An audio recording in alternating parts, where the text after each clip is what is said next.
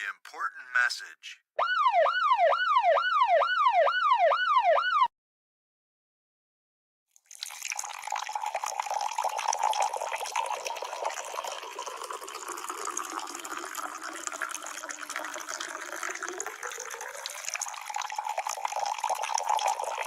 Please hold for a very important message.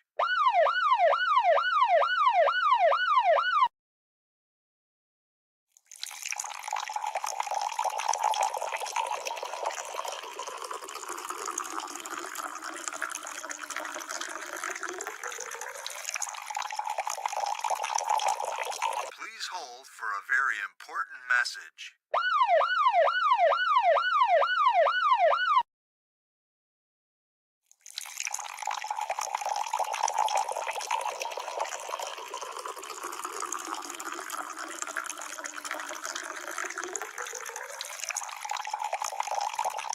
Foodiegang, gang, gang.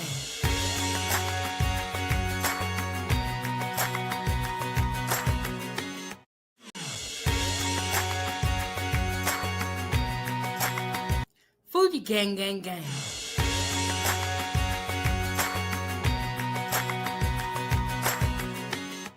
Foodiegang, gang, gang.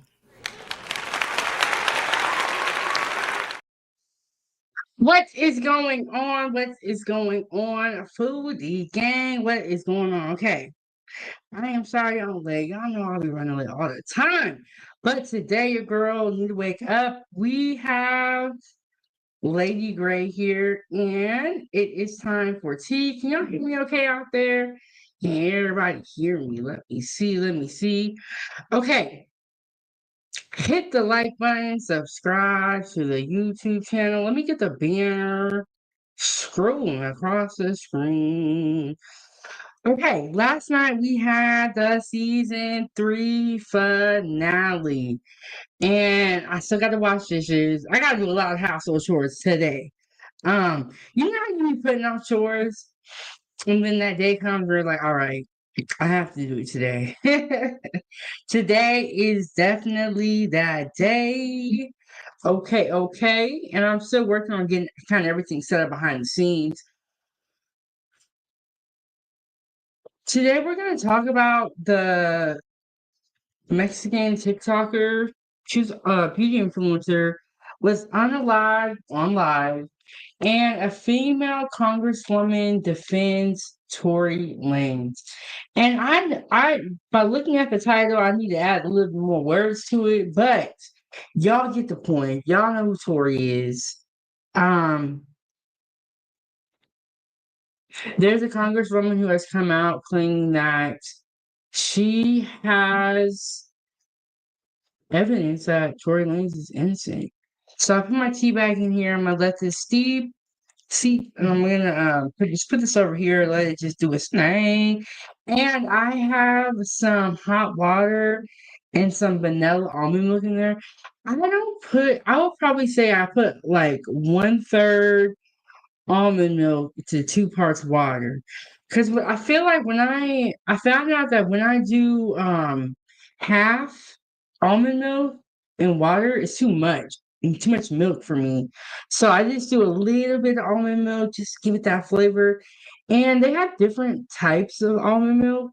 I like to get the vanilla almond milk to make my little drink. I'm trying to get my second monitor up so I can look at myself because need to know what is going on at all times.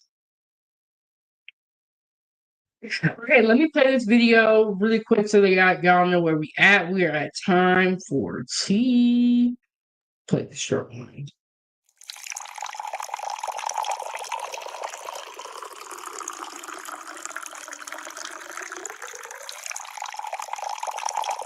Please hold for a very important message. Okay, there y'all have it. A very important message. And the first thing I'm going to, where are my manners? Happy Memorial Day. I almost forgot. See, I told you I was tired. It is Memorial Day. I am not sure if we're gonna grill, but I really, really want to. So if I do end up grilling, it might be a short, might be a last minute live stream, might be a picture, you know. We don't know what it's gonna be. And hey El Cheapo, she said howdy. I got up this morning, I got the hiccups. I didn't even eat and I'm late. Isn't that crazy? Didn't even eat. Now I got the hiccups. And I'm looking at my water cup, my water bottle on the counter. So I forgot that too. When you are live streaming, you need to have beverages. You need to have some water for sure. But y'all hit that like button, hit that like button. And Joanne said, "Good morning, everyone." And this is a story that Joanne has wanted me to cover about the Mexican TikToker. She was a beauty influencer and she owned her own salon. And I just want to say she was absolutely beautiful. She was so beautiful. But before we get into that, I'm gonna show y'all the food group, and we're gonna get warmed up. We're gonna get warmed up with the food group, and then during this live stream, I will drop the link. So if anybody wants to come up and react to any of the content with me, you are free to do so. You know, time for tea is where we kick back and we talk about all things tea. What are you doing for Memorial Day? Are y'all doing anything? El Cheapo she be on the go. El Cheapo, you not going nowhere for Memorial Day? El Cheapo be living a lavish life. She be on vacation every month, whole bunch of stuff. Um, Let me click. And Joanne said, I am working. Thank you so much for tuning in while you're at work. I really appreciate that. Like I had somebody called me and they were at work and they work on the roof it's like a stadium roof. And I was like, thank you so much for calling in my show. But I don't want you to risk your life. I want you to be safe. But let me see what it looks like. And she was said, I've been at a room. See, I told y'all she supposed to be living a lavish lifestyle.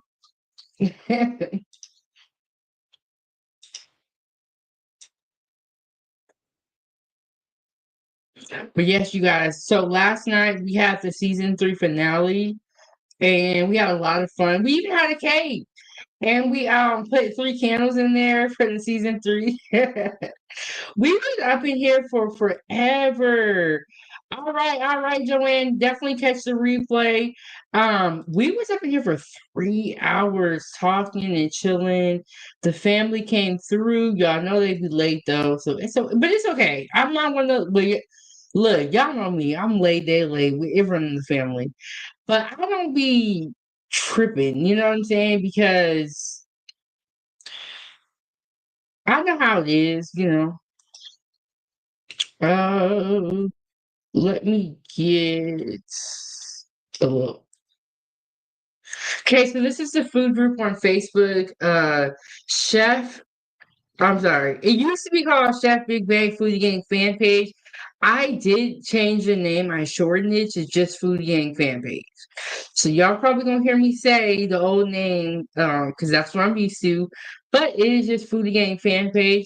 I shortened it so that it would be easier to find when you're searching on Facebook. And so that is us. I'll hit the like button for us. Ooh, and this is Chef Shirley. Um, she be cooking, and we actually had Chef Shirley up here, and we did an interview with Chef Shirley, and it was great. It was great. So it looks like I want to do this. I want to get a pineapple and stuff it with something. Okay, she's out on the grill. Okay. Got the lobster right there with the lemon. Salad is looking good. She does like catering. And ooh, and she also makes a little desserts as well. But she does catering and she loves it. Um, yeah, so that's a little bit about her. Oh, and then it's Memorial Day, so a lot of people gonna be on the grill. Let's see what we have here. Let me hot and spicy crispy chicken. You better try it. Look, that's how I want you to serve me my food when you get on the grill. Serve me my food like this. You guys made me so mad. Yesterday when I made that meatloaf, I was trying to take a video like this, and I did it. I did the whole thing, and then I realized I never started recording. I was like, man, because I was gonna do a video on how to make meatloaf. I did the whole thing and didn't even hit the record button. I said, man, I want to get this. It's like a see-through pot where you can like see through it. I think that would be great for my content. But I did all that and didn't even hit record. I was so upset. I was like, man, yeah, that was freaking bomb.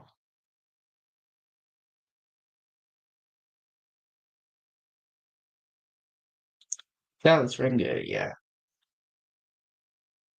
he know what he doing. And shout out to Prudy. You got me kissing the ground. Hey Drip, how are you doing? How are you doing, Drip?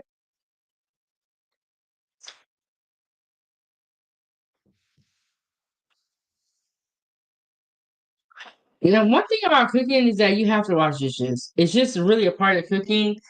You really have to get used to it. I don't mind doing dishes. I don't have a dishwasher in the apartment that I'm in now, and I don't mind doing dishes.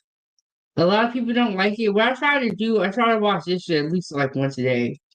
Like I still have dishes from last night that I gotta wash, but I when I cook. I wash as I go. And Drip said, me and my mama are good now. I cook pasta for myself. Okay, okay. You know what?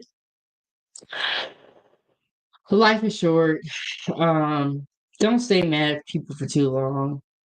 Because life is really short, you know. Okay, Drip, I have to go check it out. Y'all make sure y'all check out Drip's YouTube channel. And this is working on my thickness.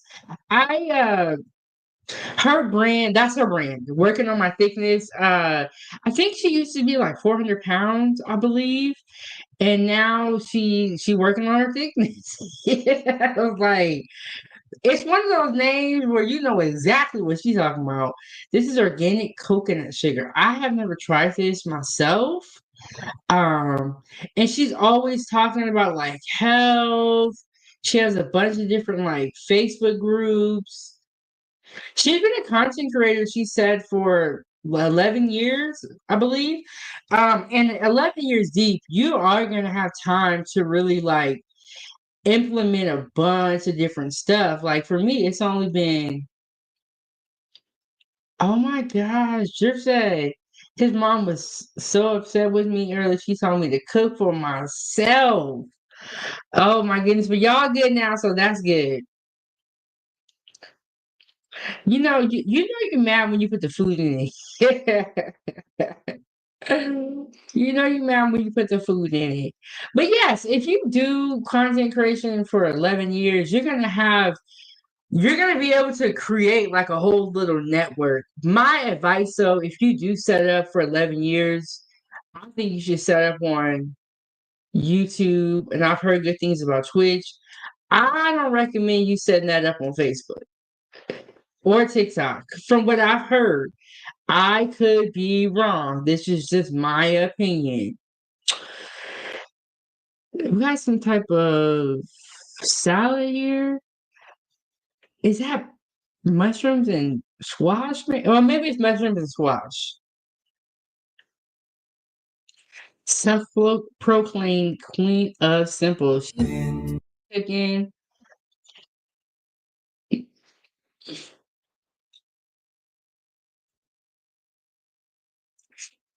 Hey, Illumin Negro, what is going on? What is going on? Okay, Drip, I'm gonna drop the link soon. Very, very soon. I'm gonna drop the link so y'all can come up. And Illumin Negro said, let me hold on, let me move this video because this I can't do like you know how some content creators will have backgrounds and stuff will be moving in the background. I cannot take it. Stuff cannot be moving in the background for me. Okay. But Illuminate Negro said, did you hear about that lady that got hit with a piece of the ceiling at the movie theater in Argentina? Watch Final Destination Bloodlines crazy. No, I have not heard about that. Wait, okay, so you're saying that this happened in Argentina and then is that a new Final Destination? Are these two separate events? That's crazy, but man, I was just telling somebody, man, you better be thankful. Y'all got to be thankful out here because every day you walk out the house, it's really you're really rolling the dice. Happy Sundays from yesterday. New week, let's go. Spaghetti and meatballs, green beans, cornbread, corn, or okay, green beans, cornbread, muffins, and blueberry spritzer. Shout out to Mr. P. I love the way he takes his pictures with his drink in there. I actually did this the other day because I was like, you know what, you inspire me. Pistachio filled angel hair chocolate. Hmm. Is that a candy?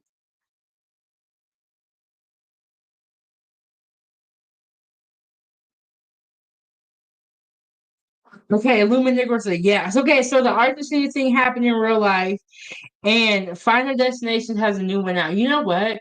I have watched that movie, the Final Destination series. We love those series. That looks so nasty. Ugh. Yeah, I'm not. It looks hairy in the middle. That reminds me of that Dubai chocolate, but that is crazy. Pistachio filled angel hair chocolate. Like y'all just buying anything out here these days. You're eating chocolate and hair. Oh, sorry, y'all. I'm gonna turn my phone, my ringer off. I tell you, y'all be sitting here all day. Nobody hit me up, and it's not getting live. But what the heck she got? What the heck is she eating?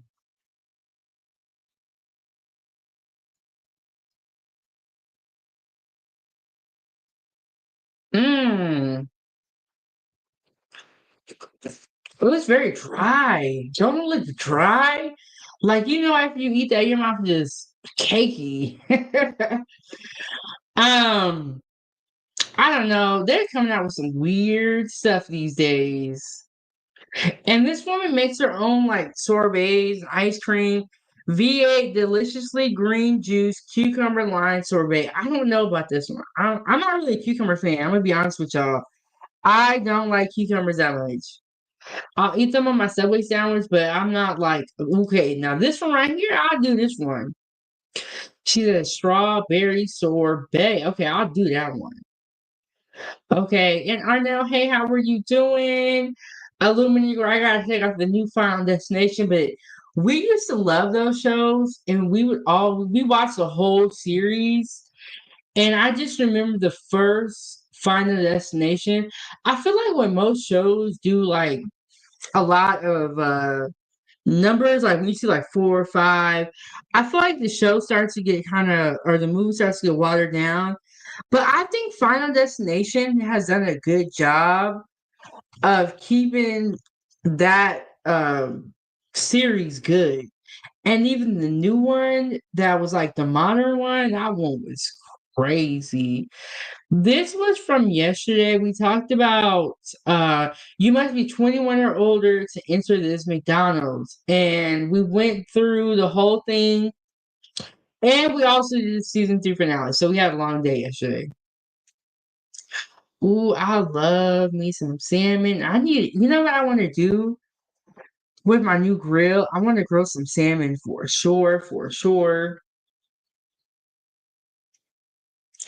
And I had not had time to post the picture from yesterday. I did edit it. So maybe if I have time, I'll post it during this live stream and show it to you guys. We did a meatloaf. mashed potatoes, and peas. And I'm gonna also update those recipes today. Man, shout out to Roy. Like, okay, after this video, but shout out to Roy. Roy be cooking. Some call it food, we call it art. When I was in culinary school, this is how they would do the food all fancy, all over the top, little bitty portions. This looks delicious. Wow. Wow, that's beautiful. But this is how they would do a lot of the food. It's over the top, you know.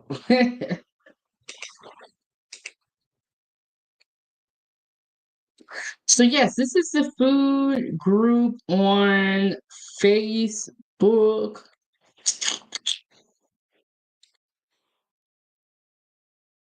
Okay, okay.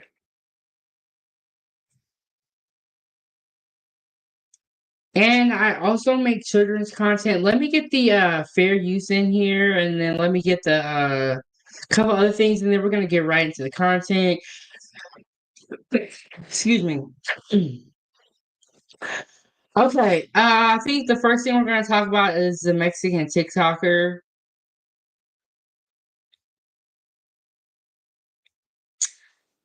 This story is pretty recent. Let me get a timestamp. It's very, very recent. I think it happened about a week ago, but let me confirm that and let me get the timestamp on it so I can be accurate when I'm saying. But in the meantime, y'all go ahead and hit the like button, hit the like button. Okay, let me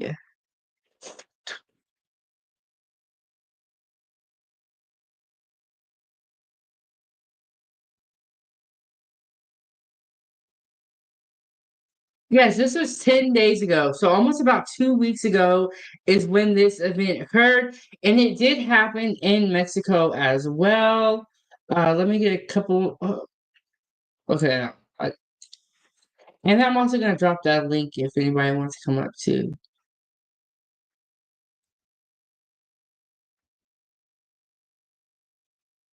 And then if you want to set up StreamYard, you can use my discount code. Okay, we got the fair use in there.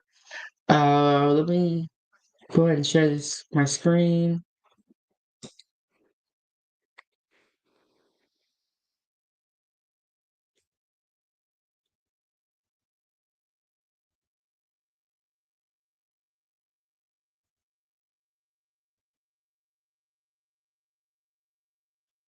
Okay, so the title says Mexican beauty influencer shot and killed during TikTok live stream. I did do research on the subject. Um, and I'm not gonna show you I'm not gonna show you the part where she was actually, like hit by the bullet, but I'm gonna show you a little bit of the aftermath. And they're considering this to be femicide, and what that is crime. I think it's like, you know what? Let me look up the definition of femicide. Let me just, tell y'all the right thing instead of what I think. And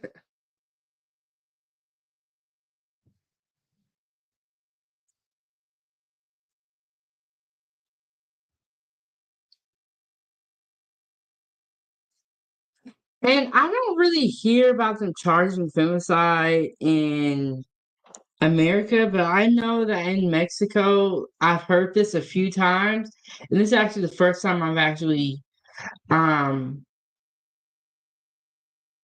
ever heard of femicide. Is the first time I heard of femicide was when, do you guys remember when Shanquilla Robinson went down to Mexico and she got into like a scuffle with her friends and then she was unfortunately unalive? That was the first time I have ever heard of the word femicide. I didn't even know what that was. So I'm gonna stop this screenshot really quick and I'm gonna pull up that definition I was telling you about.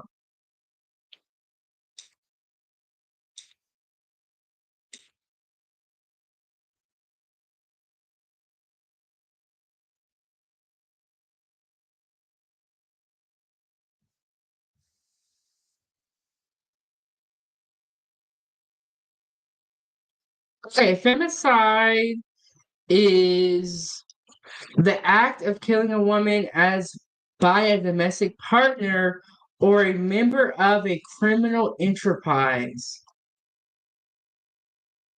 The rate of femicide where there is drug trafficking is far greater than it is elsewhere.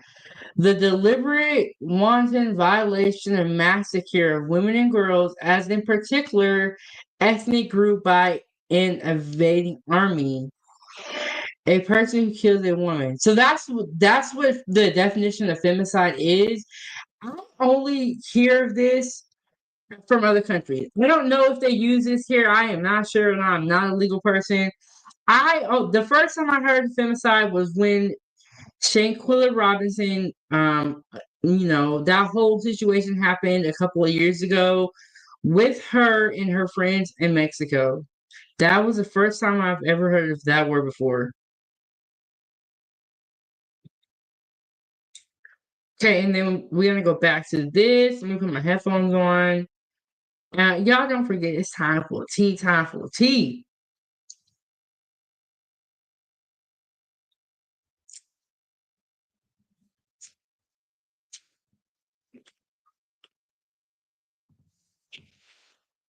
Okay, we're gonna get into it. We're gonna talk about it. Okay, there's nothing I gotta do that I've been talking about for a long time.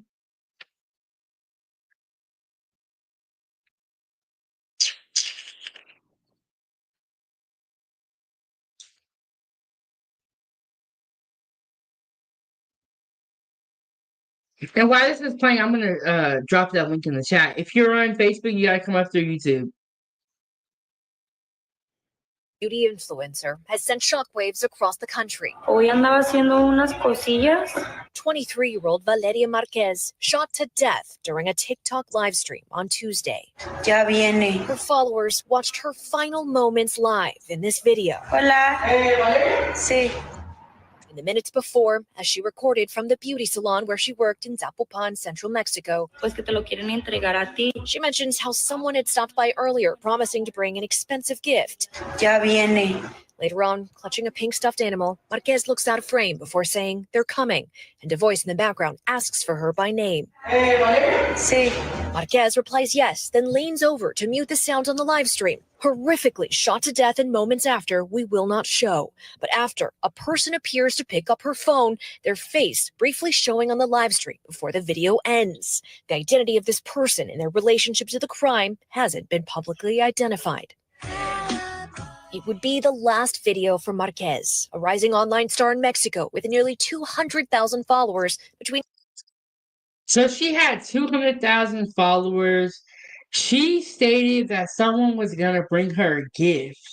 And the pics that she was also holding, I believe it was a gift from her followers were sending her gifts. One thing that's kind of not clear to me is like they said that she owned this beauty salon. I'm curious if her TikTok, followers knew what salon it was.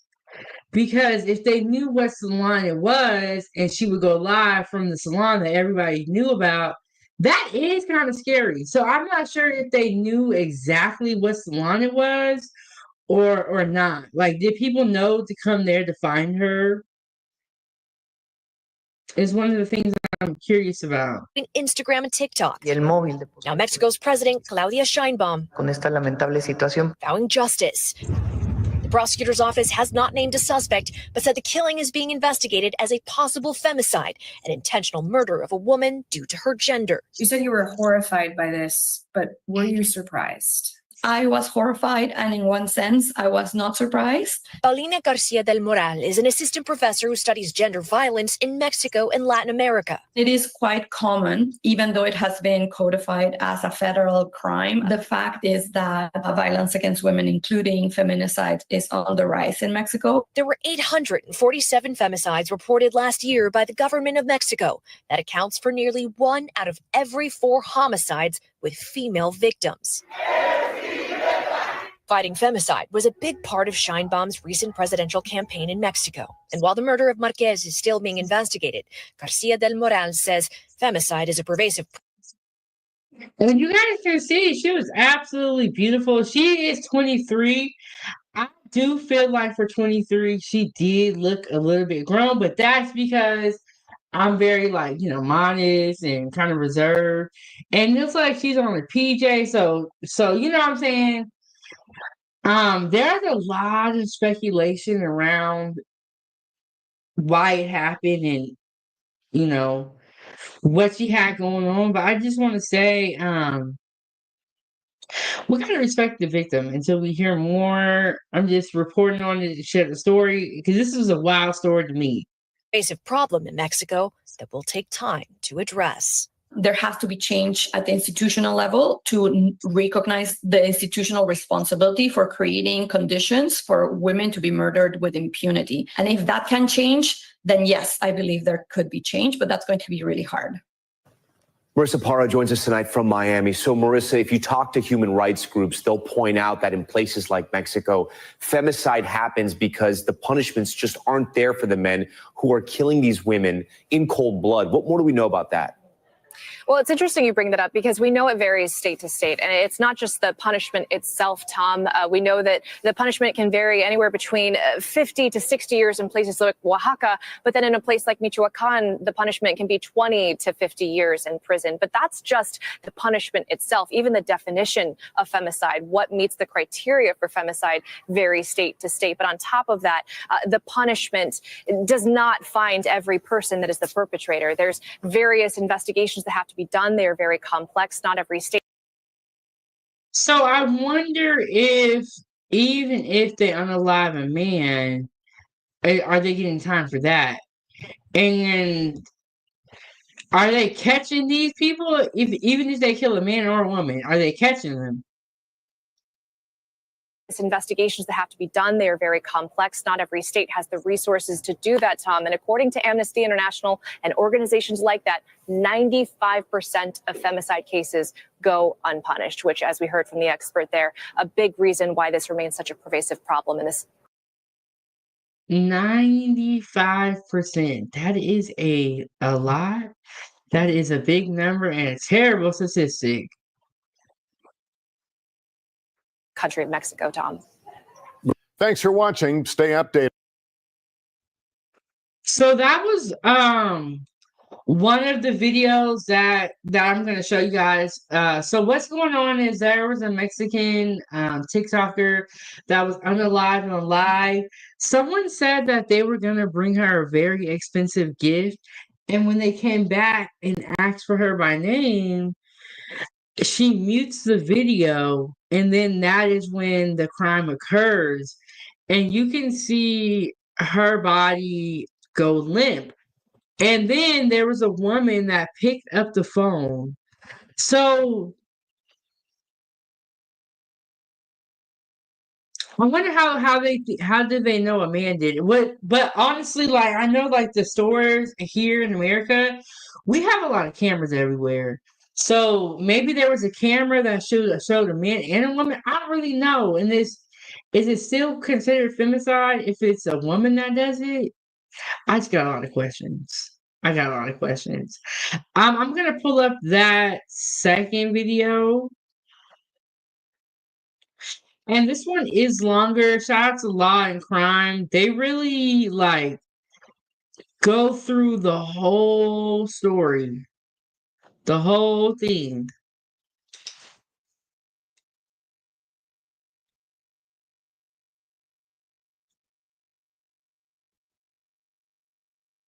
With her thousands of followers on TikTok, in one moment looked away from her camera and into the eyes of her killer. Valeria Marquez was gunned down on film as she sat in her beauty salon in Jalisco, Mexico. And police are now hard at work trying to figure out who did this and why.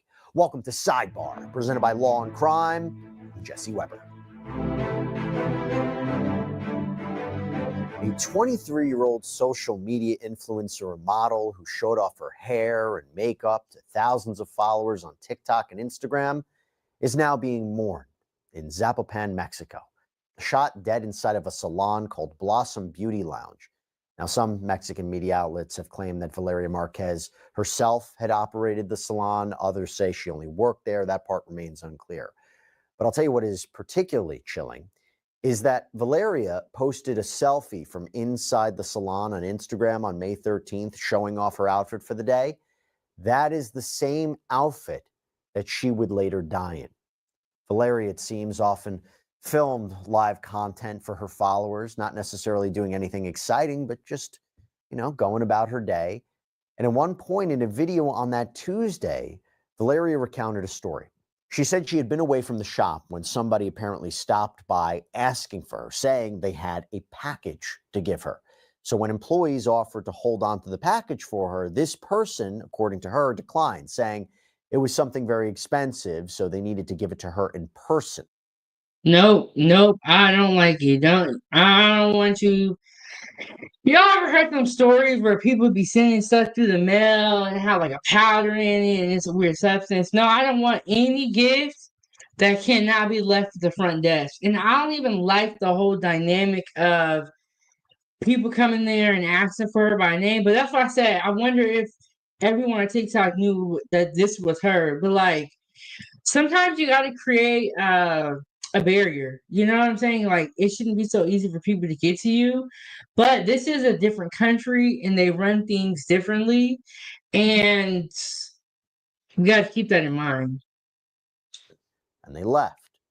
Now, Valeria says on the video that she wasn't going to wait around for the person to come back. And according to the AP, actually theorized at one point that maybe the person had been coming to kill her.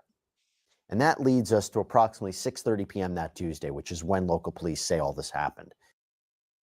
See, shout out to Law and Crime because there's a lot of stuff in this story that I did not know. She said that person, or she made a statement like that. And then you have to wonder, well, what did she have going on? If you feel like people are coming to get you and stuff like that, well, what did you have going on where you feel like they want to come get you? I didn't know that part. Let's see what else you got to say. Now, despite saying she was going to leave, Valeria's sitting on a live stream, holding a pink stuffed pig in her arms, happy, when someone off camera catches her eye. A spokesman for the Jalisco State Prosecutor's Office told the New York Times that two men apparently pulled up outside the salon on a motorbike, and one of them entered wearing a mask. Now, Valeria said in Spanish, "They're coming." Then a man said, He came wearing a mask, girl. I would have been running. See, too trusting. I don't like how any of this sounds.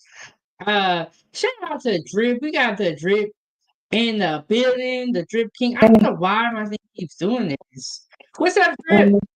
Hey, what up, though? What you got going on today? Not much today, actually, though. I'm just chilling now, and I'm just posting my thing. I'm just back to posting because I took 2 days off before that, though. So I'm just, getting back into consistency again. You know what, Drip? You be posting so much. I didn't even realize you had stopped posting for 2 days. Because you be posting Yeah. all the time. And then even if you don't post on YouTube, one thing I would say, you do a good job at making your presence be known. Like you never gonna forget about Drip. Because he's always on somebody's panel, posting content or in somebody's comment section. Very And also the important. chatting. Don't forget the chats, too, though. I be in the chats as well. If I'm not on the panel, I'm on the chat, Yes. too, though. Yeah, so you do a really good job at being consistent with that. And you know what, Drip? It is so hard for me to stay in the chat for too long because I'll start doing something and then I'll forget I was even watching something. So you do a good job at that, though. Yeah, and also I'm trying to balance both platforms as well. I got TikTok as well, though. I got, basically trying to balance both, actually, So sometimes, though, I try to be consistent on both platforms, though, Yes, and it's very hard. I've tried to do that. Oh, I got TikTok, Facebook, Instagram, all that stuff, but it's hard to maintain everything at be engaged on each platform. It's very tricky. Um, one Yeah, day, but I get you though, but I mean on a TikTok though it's more easier though. They push you out more though, so it's more easy there though. Here you have to do more of the work yourself though to be pushed out though. Here's more harder work though. I mean, yeah, it's a good platform, but at the same time, here's more hard work there. Over there though, yes, it's hard work, but at the same time, it makes it more easier though. I get Over what there you're is more saying, and easier. I feel like TikTok does push out your videos. And I feel like with Facebook, they want you to literally be there commenting on everything. And then when you look at the time that you spend, you're like, man, I have spent hours on this app. Yeah, I And only use it's Facebook so to either to chat or to basically, promote, what I got going on. No, I just use Facebook for promotion, and on the IG, basically, I just use that for chatting mostly though. Sometimes though, I might say, do a little promoting and stuff. Like I used to post there before, but I kind of stopped doing that though. I just made when I started doing this thing though. I stopped doing the IG thing. Though. I just decided, look, I just basically focus on my time and energy here, though, and that's when I decided to expand yeah. outwards. And also, I just use the IG just to basically chat. That's the only thing I do, though. Yeah, I don't really use Instagram too much. I kind of just use it to like for the sometimes people will send me recipes or I'll talk to other content creators. But I don't really love IG. I feel like my favorite platform would be YouTube for sure because that's Yeah. kind of YouTube seems like it's working out the best for me. That's why I be over here so much. Same here, though. You know what I mean? The only reason why it takes me 2 days to basically the only reason I take 2 days break is cramped though. I'm too creative for that though.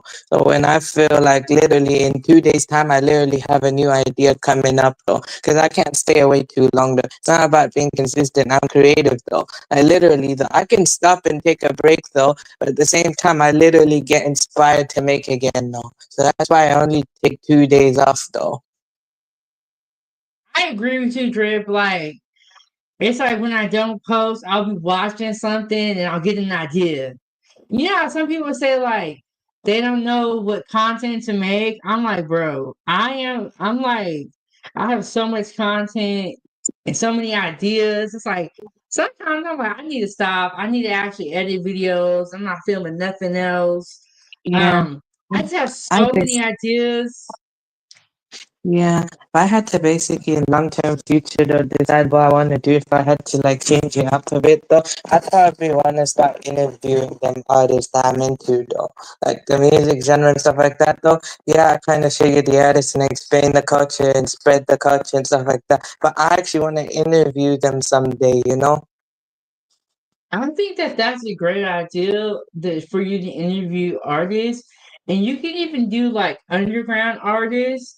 I think that's a good Yeah. idea. And then when you Okay. do, Yeah, of course. That'd be good idea though.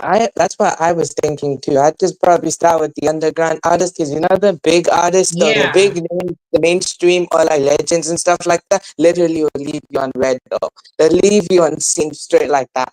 So basically I literally have to talk to managers to literally do the independence. That underground is more easier though to do it because they're doing it all by themselves though, and it's easy for them to actually respond to their fans and stuff.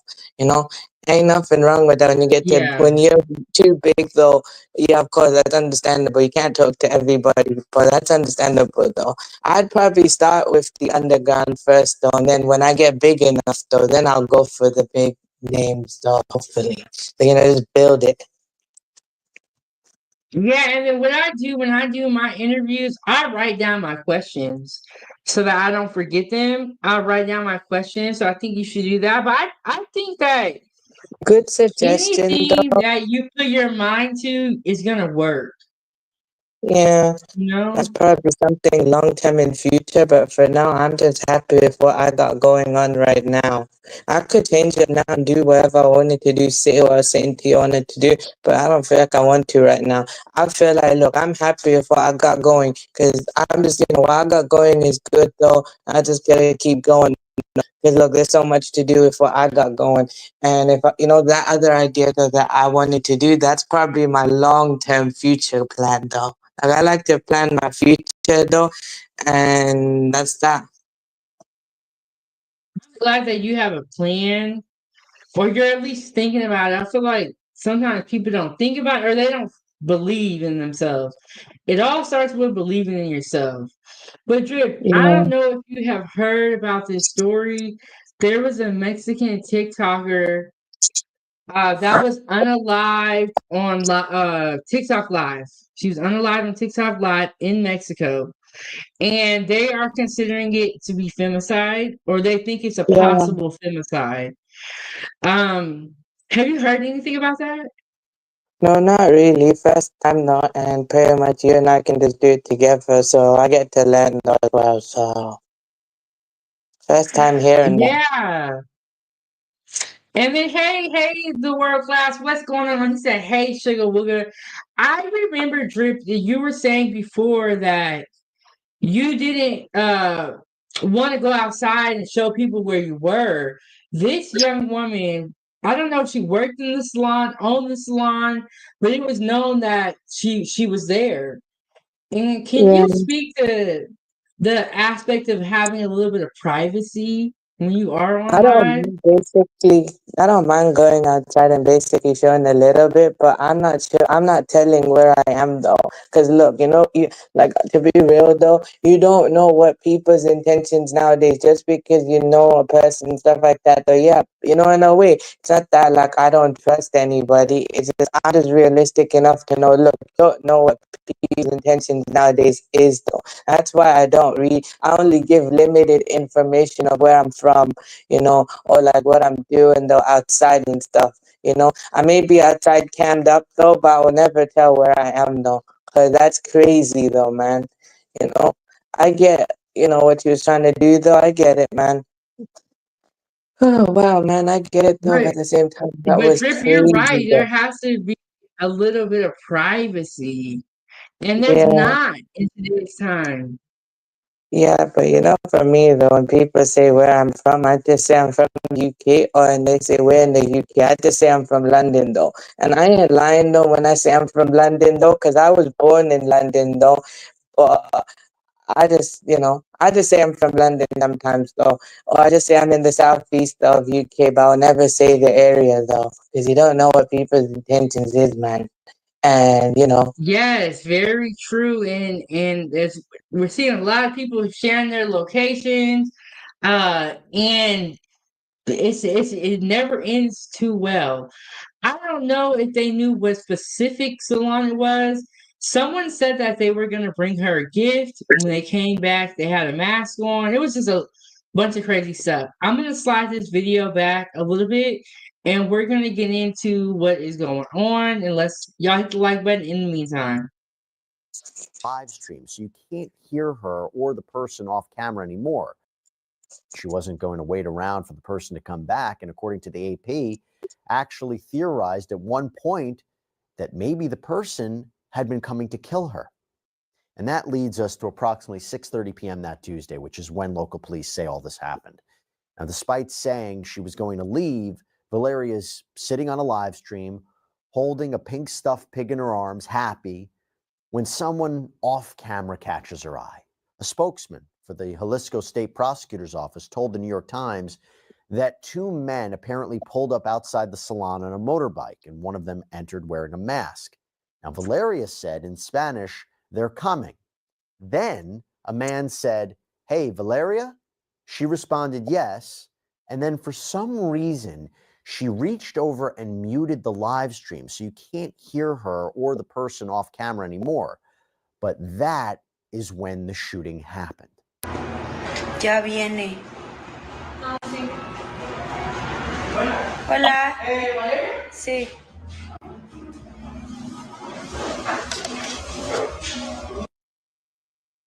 So we've frozen the video, but live stream viewers actually watch this in real time as someone fired a gun at least twice, hitting Valeria in the chest and the head. It is an unbelievable situation. It is incredibly disturbing and chilling. I've never, ever seen anything like this before.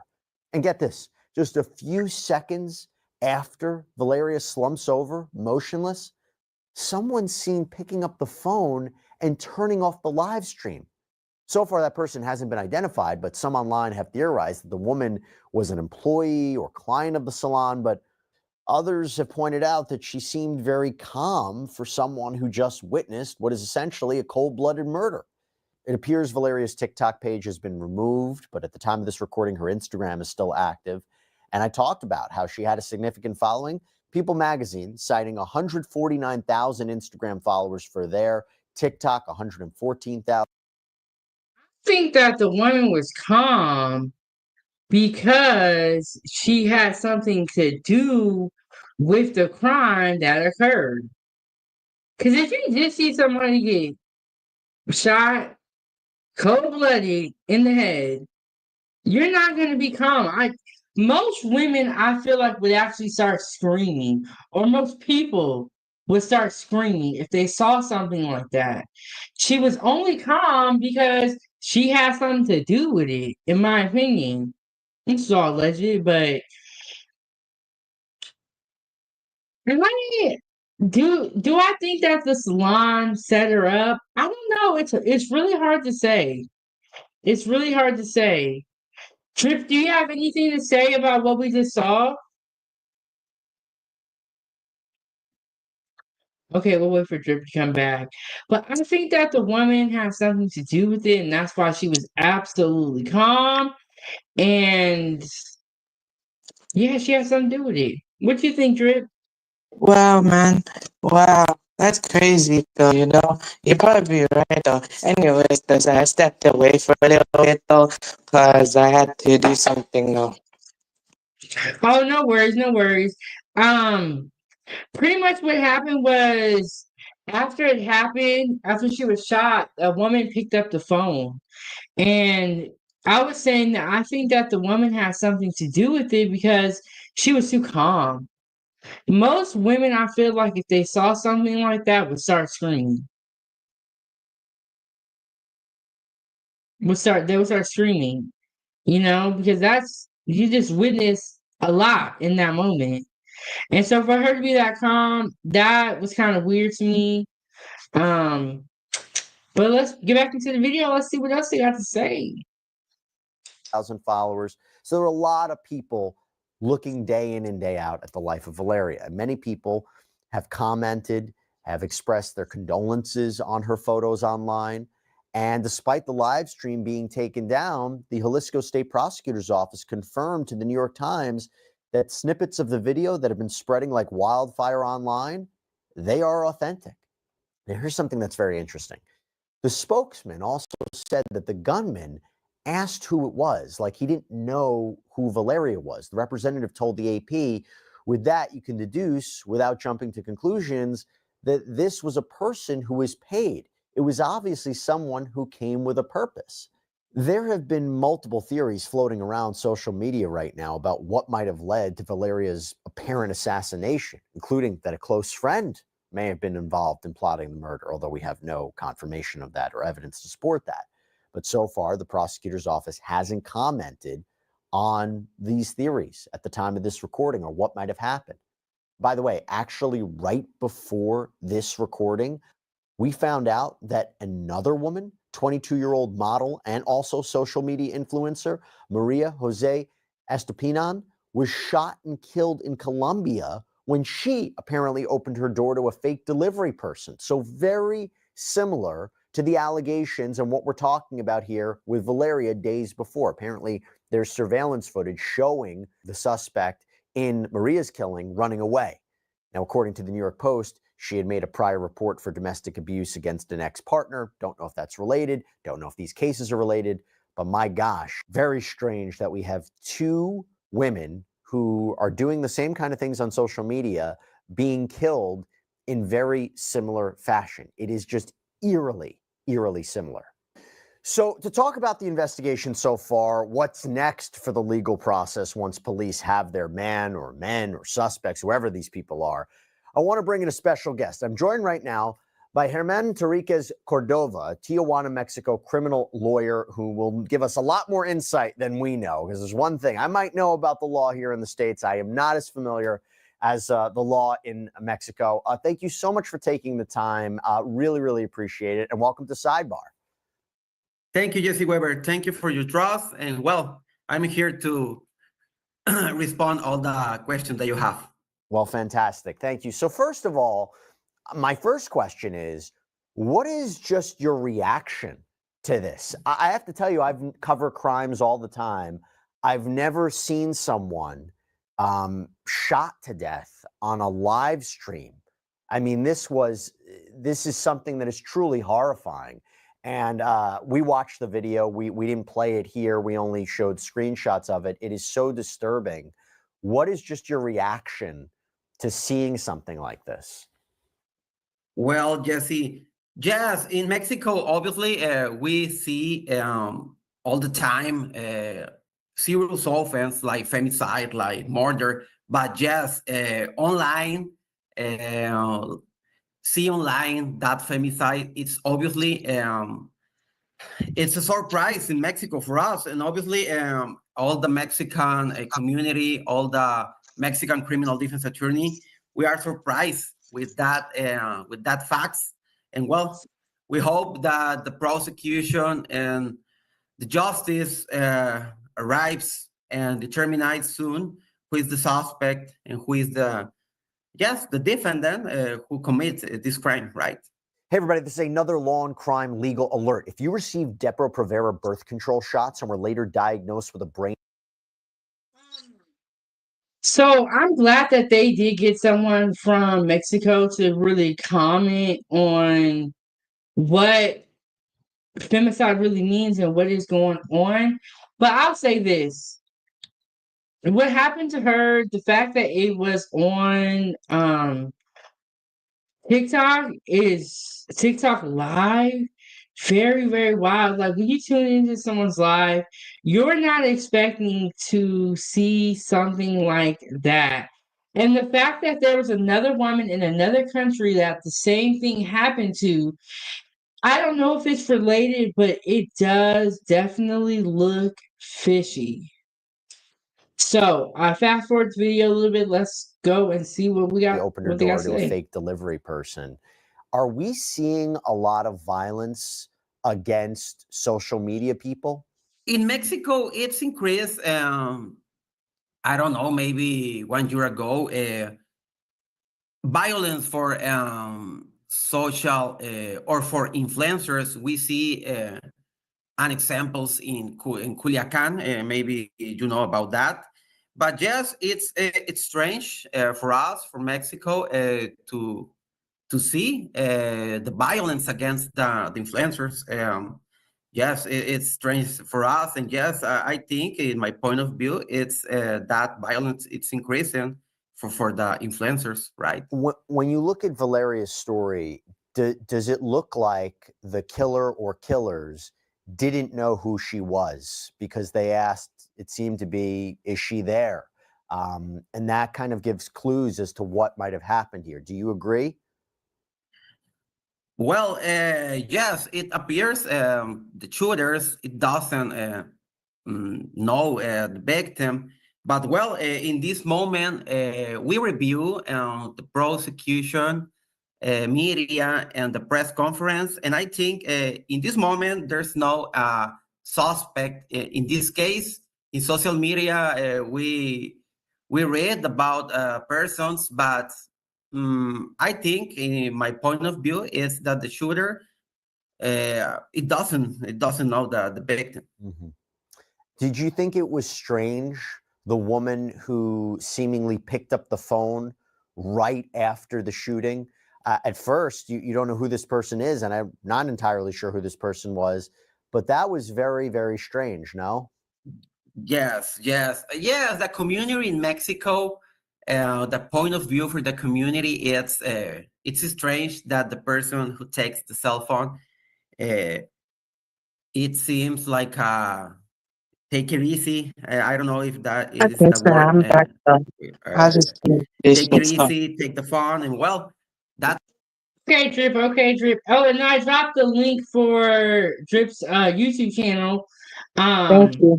so y'all go and subscribe to his channel. He also goes by Young Rios and the Drip. He got a couple different names. Mm-hmm. Join his channel, join the Drip Squad, and all that stuff.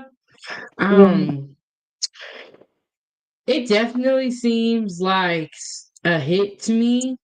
Because if the shooter didn't even know who she was, that means that she don't even really know the person. Wow. She don't know Wow. them, it sounds like. Wow.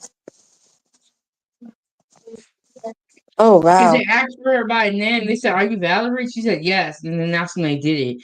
It all happened very, very quickly, but it looks to me like somebody paid these people allegedly, um, and all that. Drip, do you have anything to comment at all? Wow. I just feel like somebody did that though, allegedly. Allegedly somebody did it though. Like is it somebody she knew or is it somebody, you know, I don't know. They were just, given a job and they did not know who she is and she didn't know who they are. And it's I'm not weird saying that they her do it though. at a I'm not saying salon because you her. know there's gonna be cameras. Mm-hmm. I wonder why they didn't do it at her home, at her house. And then it was weird because the person actually came there earlier and said, "Is Valerie here? Have gift for her." And then the worker was like, "Hey, you can just leave it with me. I'll give it to her." And they said, "No, it's very expensive. I want to give it directly to her." It looks very, very fishy. Like, what? Why wouldn't you do it at her home? And were you going to do this in front of everybody? Wow. It's just a lot of questions. Mm. Do you think allegedly that they were probably, asking, her for like protection, they offered to give her protection or something? I'm gonna say allegedly though, you never know though. I'm gonna say allegedly though. They probably offered her protection though, and she refused allegedly though. Maybe that's why. I don't know. I'm gonna say allegedly though, because I don't know, man. I've heard people like paying for protection in certain places. I don't know if that's what went on here. Oh, and Drip, there was another woman in another country that was an influencer. She got a knock at the door and it was a delivery. She goes to the door and then they unalive her. Do you feel like these two crimes, even though in two different state or countries, could be related? Maybe. No, I was just saying what I was saying. Though is legit though, but anyways, to relating to what you're saying though, I'm probably gonna say allegedly. There's possibility, slight possibility though, that yeah, could be connected allegedly though.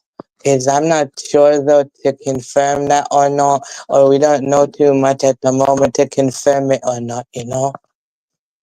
Yes, and then this story happened about almost like 2 weeks ago. So it's still pretty recent. I'm curious to see um if they're ever gonna catch anybody. And that's kind of like really sad that somebody can do a crime on you and they can just walk free. It's so foul.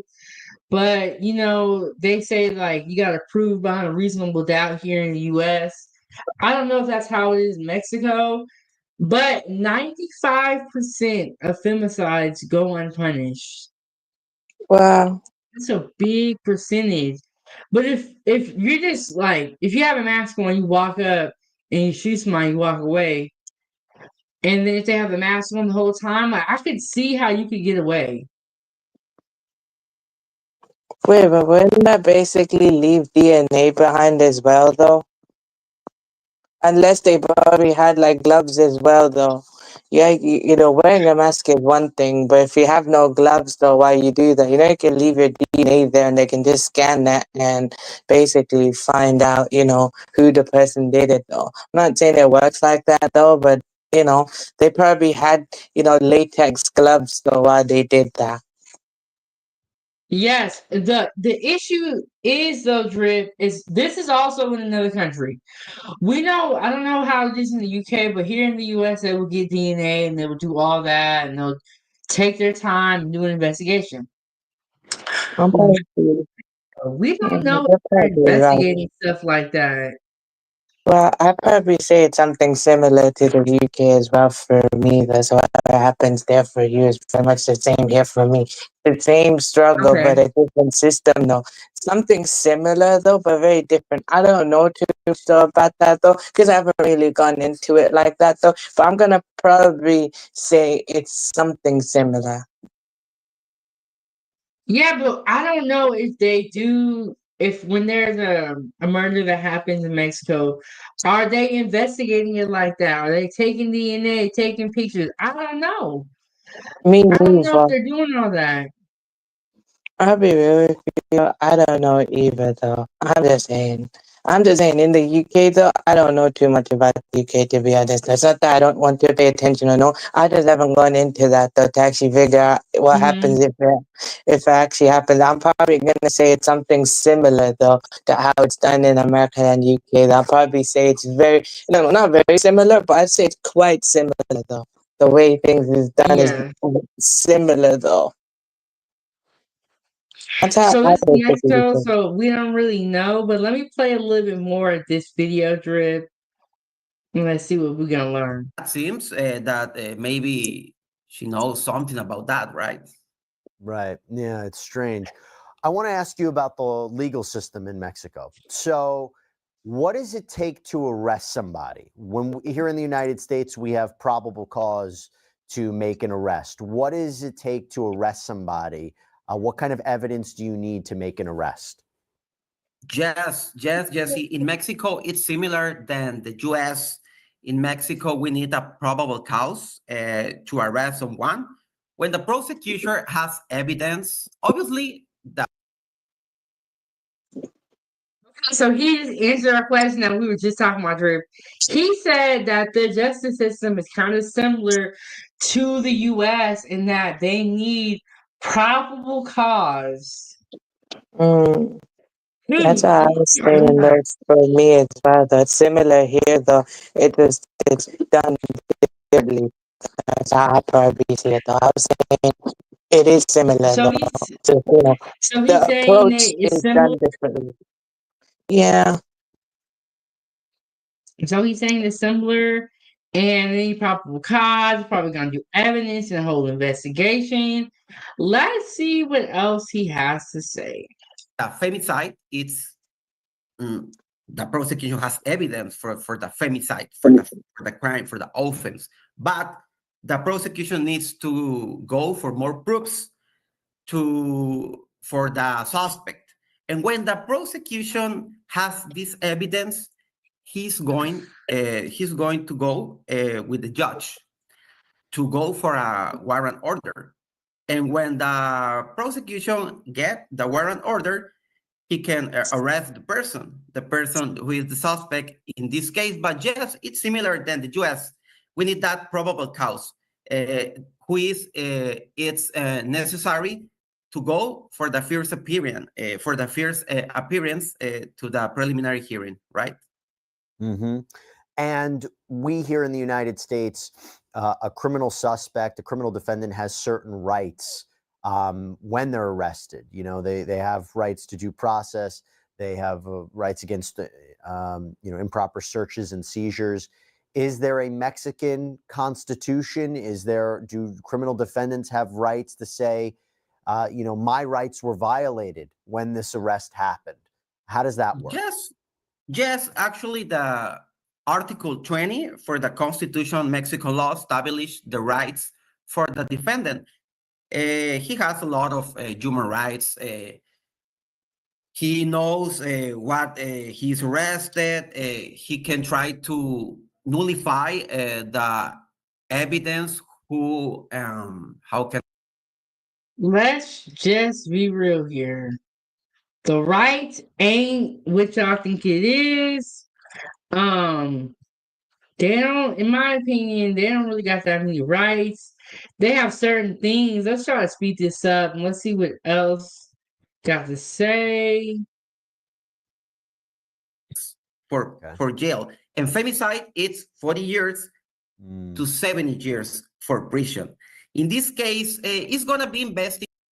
Wow, 40 femicide is 40 to 70 years. That's a big sentence, but only 95% or 95% of those cases go unpunished. So it's kind of like, yeah, you have all these years, but it's going unpunished. Let's see.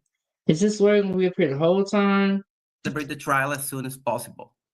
And I want to talk about the investigation too and what might be happening. But I wanted to also ask you, is it proof beyond a reasonable doubt to get a conviction? That's what we have here in the United States. Is it similar or the same in Mexico? Yes, it's equal in Mexico. Actually, maybe you don't know that, but in Mexico, since 2008, reformed the law about the criminal process, and it's similar to the criminal process in Mexico. It's oral, similar than the U.S., but we don't have jury here in Mexico, or when the prosecution. But you know what I've heard about Mexico? I don't know if this is true because I'm not there. I heard they got a lot of corruption. I heard there's a lot of corruption in Mexico, in the police department, politicians. I heard it is really corrupt. So I wonder if that had something to do with what went on. Let me hit y'all with this video, and then we're going to segue into our next topic. We're going to talk about Tory Lanez and Megan Thee Stallion. We're going to talk about Kelsey, and we're going to talk about this Congresswoman.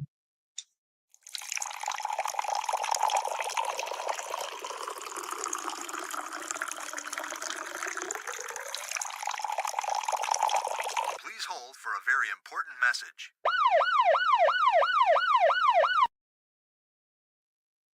Okay. So we have been talking about Tory Lanez, Megan Thee Stallion, the whole situation.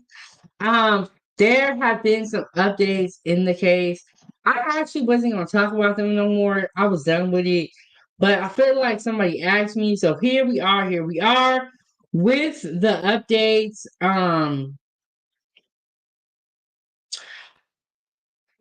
It has been a lot. So, but let me get a couple the link for the video that I did previously on the Tory Lanez and Megan Thee Stallion situation. I feel like I did, let me see. I feel like I talked about them at least twice. Okay, so Tory Lanez, you guys remember that there was new evidence found and suspect identified in stabbing. So this all started off years ago. The reason why the story has come back to the forefront is because Tory Lanez was shanked up in prison 14 times. That prompted us to look at his case and why he was originally convicted, right? So they did a press conference. I believe it's a group of lawyers. I just call it his legal team. And in that press conference, they stated that Tory Lanez was innocent and they have proof. They have the bodyguard that used to work for, I believe, Kelsey or Megan Thee Stallion, that is coming forward now saying that it wasn't Tory and he saw Kelsey do it. So I'm saying, why you wait all this time and then come out? Why you like there's a lot of questions about why. Better late than never, I guess, right? So, but the reason why he came forward is because he was stating that he felt bad and it was eating at his conscience. I don't know why it took somebody getting shanked up 14 times before you felt bad. You should have felt bad when he got 10 years behind this situation if you knew he didn't do it. So, the bodyguard comes forward. He admits that it wasn't Tory after all this time. And then I forgot which newspaper it was. I think it was the New York Times. It was one of these newspapers was going to publish an opinion piece or an op-ed about how Tory Lanez was innocent, and he didn't do it. The week before, he sent around notices to everyone's legal camp. Megan Thee Stallion's legal camp responded. Well, was the only one that responded, and then he was stabbed in prison. So they feel like that shows how desperate Megan was, and they believe that she did it. Megan has since then came out defending herself. We talked about her defense in this live stream. I'm sorry. Did I get the wrong one? Wait, hold on. That's okay. That was the Boss Man deal. I got the wrong one, y'all. Okay, back to this one. We're still on this one. We talked about the case coming back up, how he was innocent. Okay, I got the wrong video. Let me get the second video. Okay, this was the one where Megan claps back. She's going off on Tory Lanez.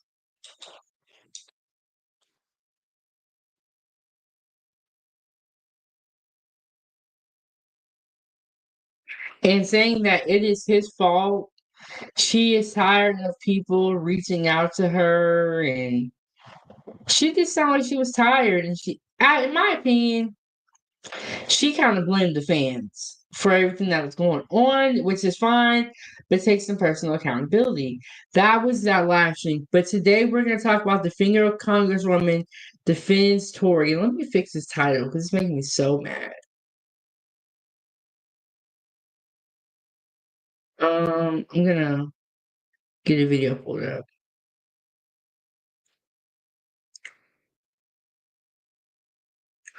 We're gonna go back into a little of the backstory. So I'm gonna play this video for you guys, and then we're gonna play the video of the Congresswoman. And she is not even in the same jurisdiction as Tory Lanez, but this case, according to her, has inspired her, and she thinks what's going on is wrong.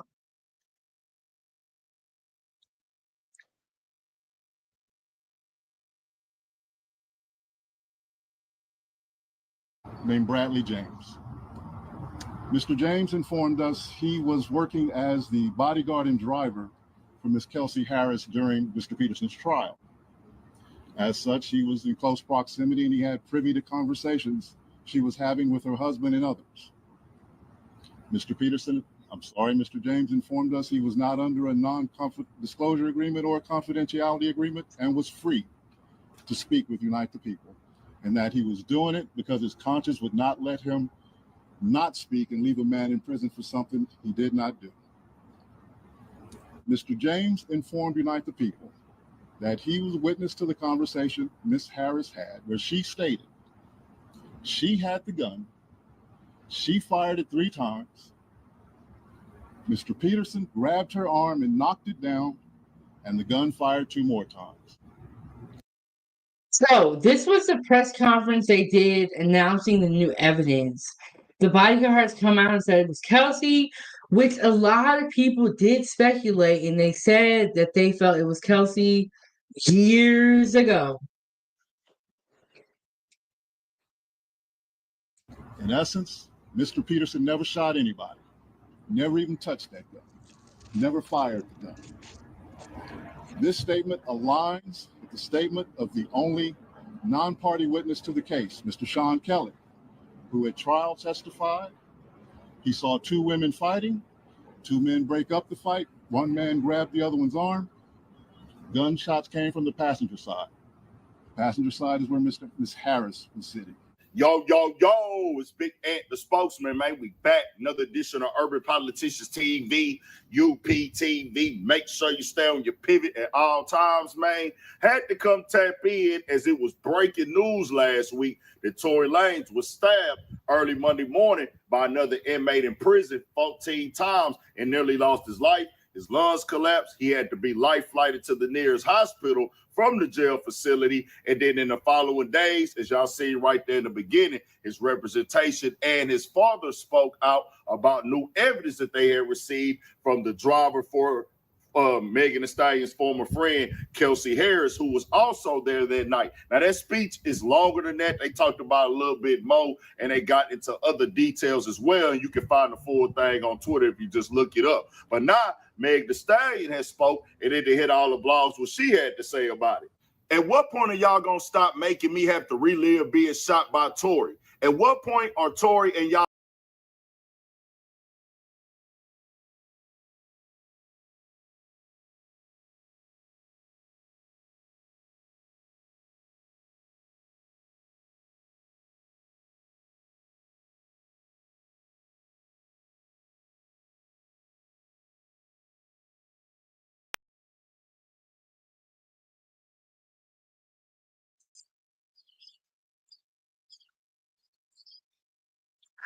Okay, y'all, my bad, my bad. I'm having some technical difficulties. Your girl just spilled her tea. Let me get that video pulled back up for you guys, and we are going to go back in. Having some issues over here. Matter of fact, I think we're going to go to a break. Let me pull this video up for you guys.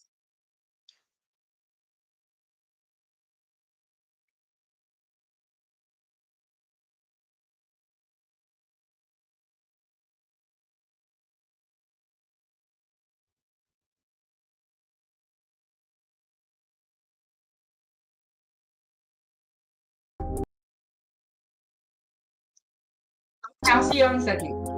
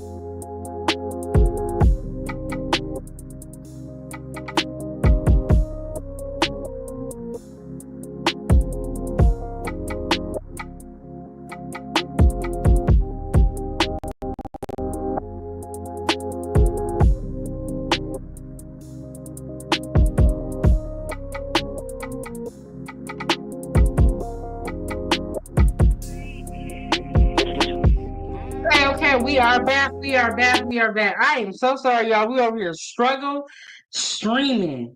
Okay, we are back. Let me make sure everything's working okay. Can y'all hear me? Can y'all hear me? Okay, I'm gonna get that video pulled back up. We were talking about Megan Thee Stallion and Tory Lanez. Can y'all hear me? Can y'all hear me? Okay. Definitely struggle streaming, but that is okay. Sometimes things are gonna happen. But let me get that video pulled back up, and we are gonna talk about Megan and Tory. For real, for real.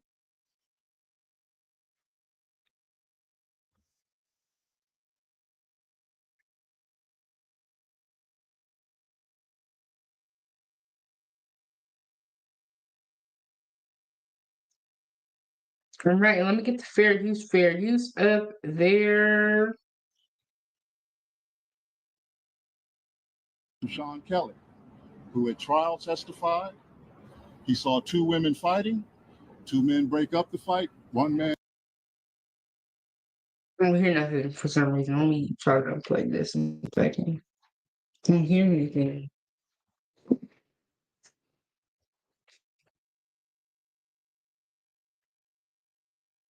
And grabbed the other one's arm. Gunshots came from the passenger side. Passenger side is where Miss Harris was sitting. The sound is not coming through for me. I'm gonna refresh this page. I don't know why I don't hear nothing. So Unite the People was approached by a gentleman. UPTV, make sure you stay on your pivot at all times, man. Had to come tap in as it was breaking news last week that Tory Lanez was stabbed early Monday morning by another inmate in prison 14 times and nearly. All right, peace to everyone. Let's talk about Megan Thee Stallion. So Unite the People was approached by a Lanez was.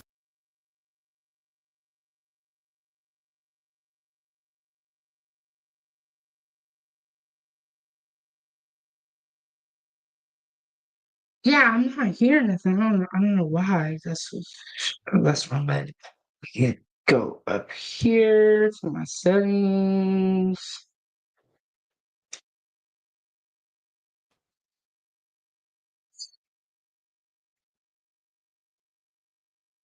Stabbed early Monday morning by another inmate in prison 14 times and nearly lost his life. His lungs collapsed. He had to be. Let's try to do this. Let's stop and maybe. I'm not sure.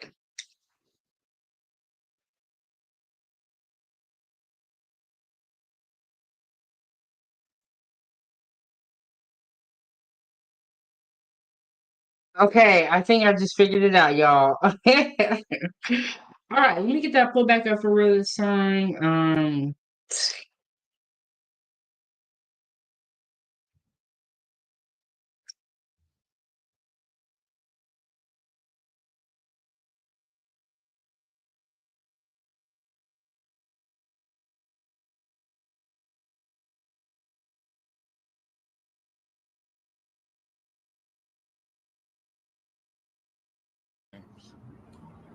Mr. James informed aligns with the statement of the only non-party witness to the case, Mr. Sean Kelly, who at trial testified he saw two women fighting, two men break up the fight, one man grabbed the other one's arm.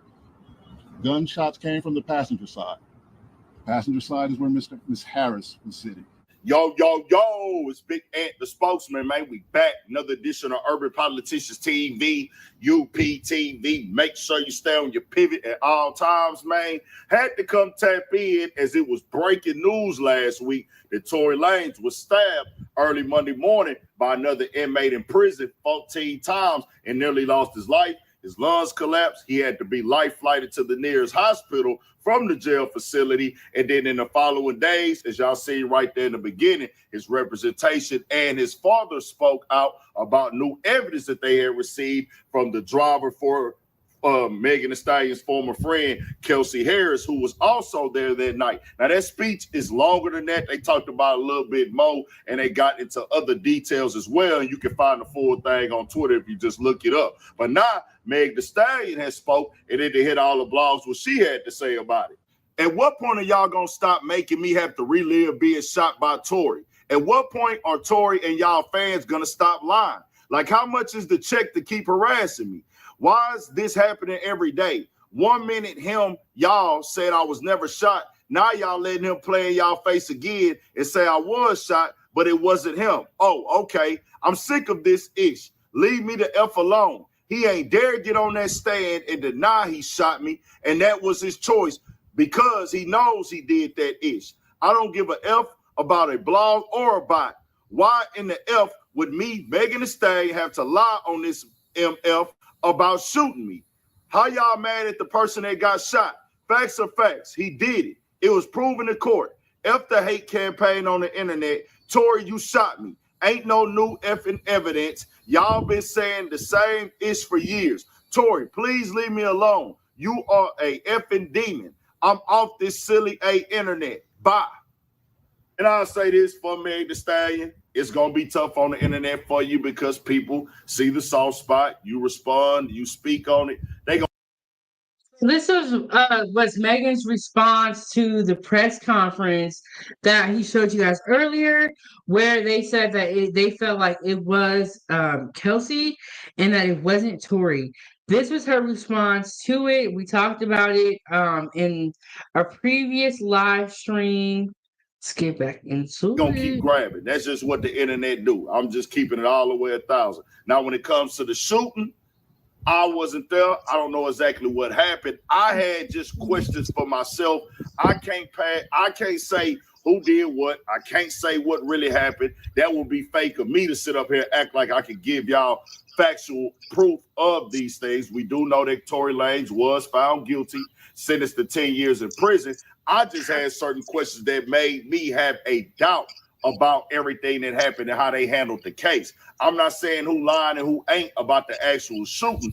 All I was saying was, why was the driver? And this is a different driver now with this right here that they saying this was Kelsey's driver, after a different driver while she was going to trial, not the driver that was there that night. The driver that was there that night, we didn't see from him. We didn't hear from him. And just seeing how things have went in the past, there would have not been a trial without a witness who was directly involved, who was there with them that night. And so, bodyguard for Megan Thee Stallion's former friend Kelsey Harris claims she admitted to shooting rapper not Tory Lanez. So this was a part of the new evidence that surfaced that was shocking and that Megan responded to. Okay, I had to get y'all up to speed and go into what really is going on. Now I'm going to show you guys what's going on with the Congresswoman who is coming out here and saying that Tory Lanez is innocent and he shouldn't be there.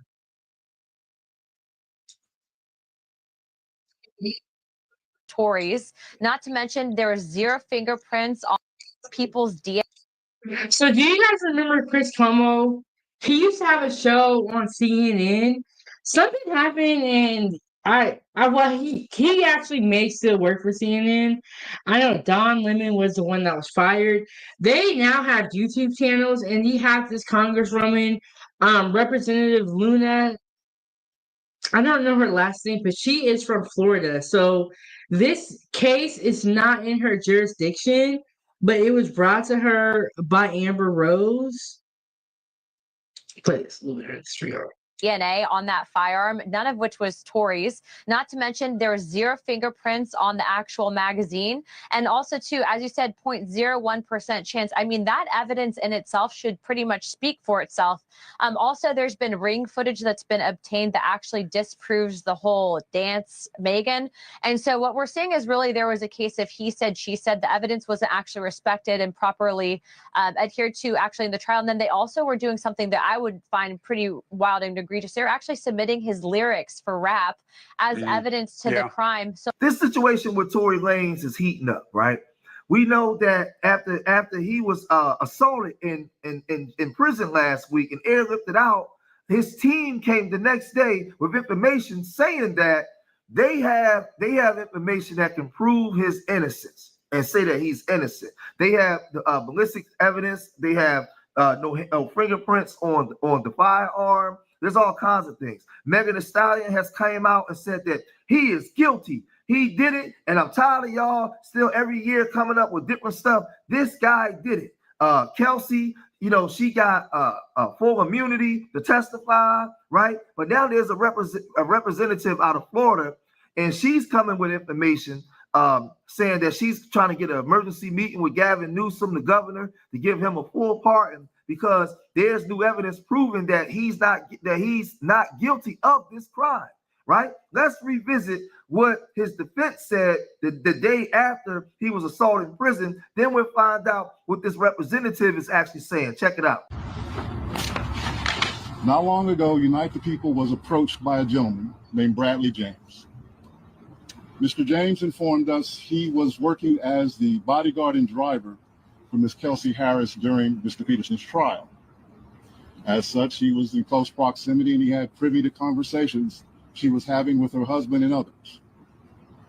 Mr. James informed us he was not under a non-disclosure agreement or a confidentiality agreement and was free to speak with Unite the People, and that he was doing it because his conscience would not let him not speak and leave a man in prison for something he did not do. Mr. James informed Unite the People that he was a witness to the conversation Ms. Harris had, where she stated she had the gun, she fired it 3 times, Mr. Peterson grabbed her arm and knocked it down, and the gun fired 2 more times. In essence, Mr. Peterson never shot anybody, never even touched that gun, never fired the gun. This statement aligns with the statement of the only non-party. Mind you, Tory has been in jail for about 2 or 3 years. This case, the initial trial and stuff, happened a while ago. And it's really sad that it took all of this for them to come up with this evidence. Because they could have been did all this. Why y'all had to wait until where we're at now? But better late than never on at the same time. Witness to the case, Mr. Sean Kelly, who at trial testified he saw 2 women fighting, 2 men break up the fight, 1 man grabbed the other one's arm. Gunshots came from the passenger side. Passenger side is where Ms. Harris was sitting. This further iterates that Mr. Peterson did not shoot Ms. Pete, did not shoot at Ms. Pete, or did not assault Ms. Pete. It's just another irregularity in a list of irregularities in this case. For example, there were 3 potential suspects in the car that night, and yet the only DNA sample was taken of Mr. Peterson, even though unknown DNA was found on the gun. Why wasn't Ms. Harris's DNA taken? Or was it taken and the information simply never given to the defense? Why wasn't the driver of the car, Mr. Jaquan Smith's DNA taken? Or most of the times when you go to court, they have to find evidence beyond a reasonable doubt. There are a lot of questions that he just asked that are very great questions and shows us that this was not proven that he was guilty beyond a reasonable doubt if there is so much doubt that we have. And I honestly was surprised that they were even able to throw these charges on him like this, knowing about the holes in the story. I was kind of surprised.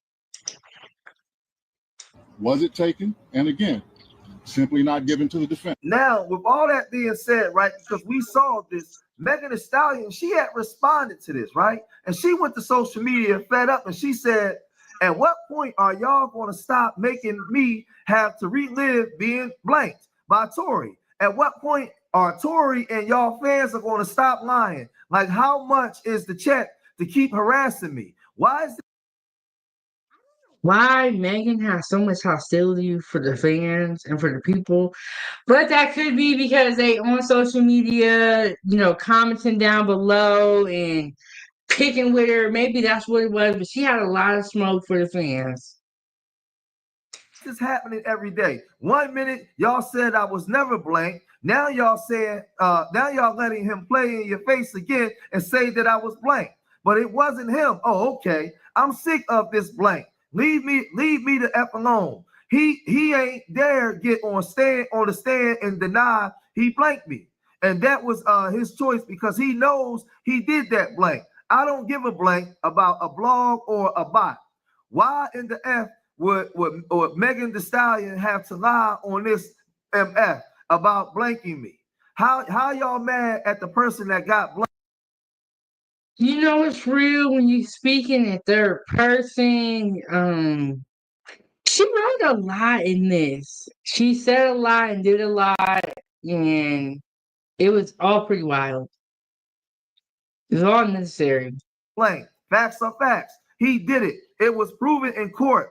After a hate campaign on the internet. Tory, you blanked me. Ain't no new evidence. Y'all been saying this for 4 years now. Tory, please leave me alone, right? So this is what she's saying. I read it the way she wrote it, right? This is what she's saying. But now with the new evidence, you have a representative out of Florida speaking on this, and she went on to News Nation and said this. 2022, singer, rapper Tory Lanez convicted of shooting performer Megan Thee Stallion after a party at the Hollywood Hills home of Kylie Jenner. Here's the story. They're at the party. After the party, they get into an argument. Lanez tells Megan Thee Stallion, dance, and shoots at her feet like a cowboy movie, hits her. Proof? Testimony of Megan Thee Stallion, her friend Kelsey Harris, and DNA evidence on the weapon that convinced jurors to convict. Pretty simple, right? Maybe not. Turns out that DNA, only a 0.01% chance that the DNA is from Lanez. He's always maintained his innocence. He was sentenced to 10 years. So this is really about the testimony.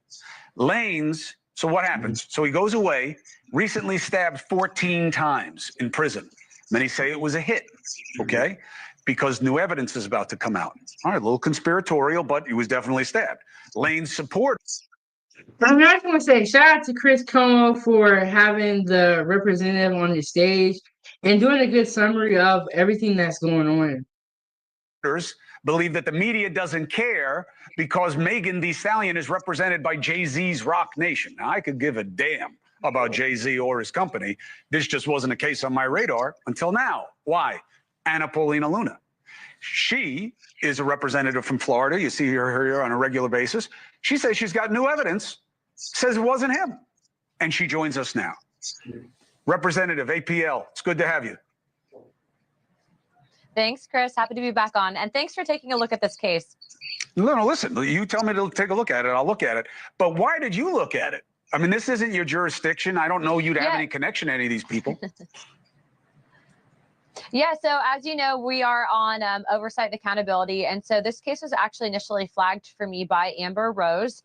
And the reason why I took particular interest in it is because of the fact that they actually had evidence that they presented to me in my office that actually disproved the conviction. So as you stated earlier, that 0.01% of DNA, they actually found 4 people's DNA on that firearm, none of which was Tory's. Not to mention there was 0 fingerprints on the actual magazine. And also too, as you said, 0.01% chance. I mean, that evidence in itself should pretty much speak for itself. Also, there's been ring footage that's been obtained that actually disproves the whole dance, Megan. And so Okay, now I just want to say the shooting at her feet and saying dance Megan sounded crazy. Now, when it was said, it was always a crazy statement. But I'm very curious as to what is going to be on this ring footage. And was it submitted into court when they have the trial? We need to definitely hear more about this ring footage. But this Congresswoman is not playing with Megan. This story has been all over the social media and the internet. She's not playing. She wants Tory to be free.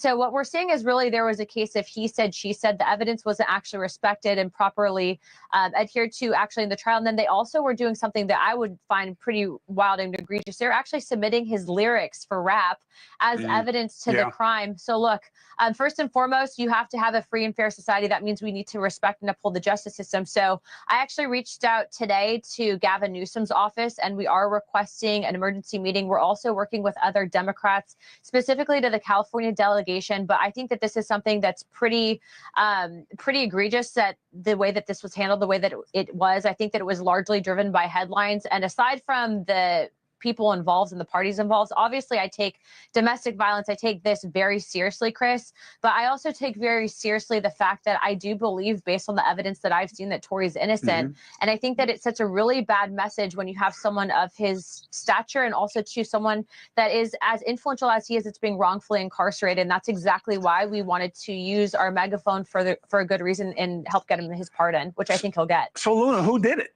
I mean, she says, and her friends say, that he did it.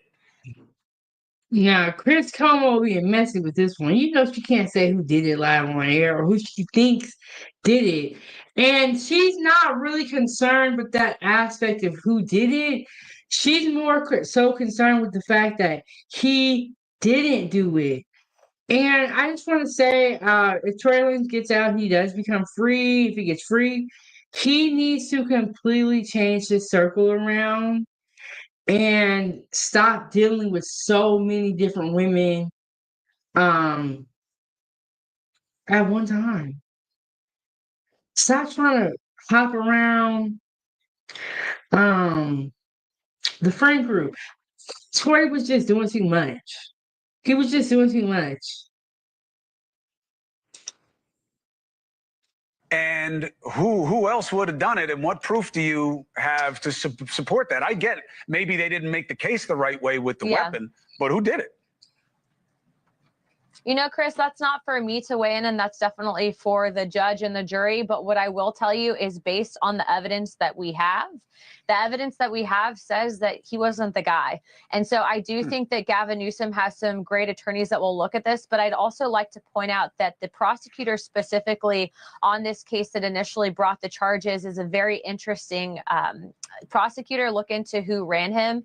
And at the end of the day, you know, I think Hollywood, as you know, Chris, in politics does overlap. And there's a lot of interesting stuff that happened there. So look at the evidence for yourself. We've posted it for the entire world to see, to determine for themselves. And I know that Tory's legal team actually has an incredible case. And so we are calling on Gavin Newsom to issue that pardon immediately. And also remember, he was almost killed in jail. I actually talked to him today on the phone, and he said that once he does get out, once he does get this. So one of the things I've heard is that because they were saying that sorry, y'all, my ears itching. Okay, they are also asking for the president to pardon Tory. They were saying because this is not federal, the president can't pardon this case. That I've heard that the president can only pardon in federal cases, and this was a state case. So that's why they're calling on Gavin Newsom, which is the governor of California, to do the pardon, because I don't think Trump can do it. But I am not a legal expert. This is just my opinion.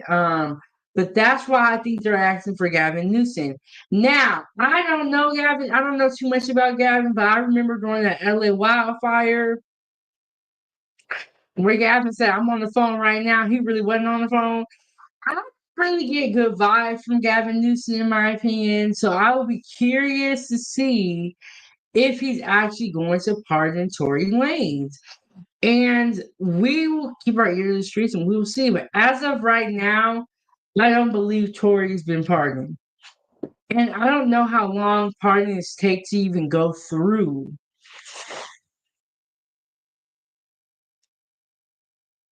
This pardon, which I do feel confident that he'll be getting. He's going to work extensively in prison reform, because this should never happen to anyone.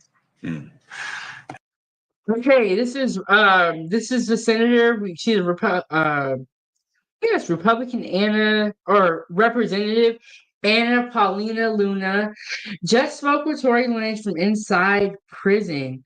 despite being stabbed, and then she posted this on X, despite being stabbed multiple times, his spirit remains unbroken, and he's deeply grateful for the opportunity to prove his innocence.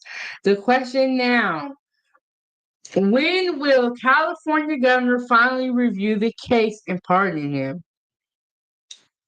Now, even though she is pushing for this pardon, she does not have the power to grant the pardon.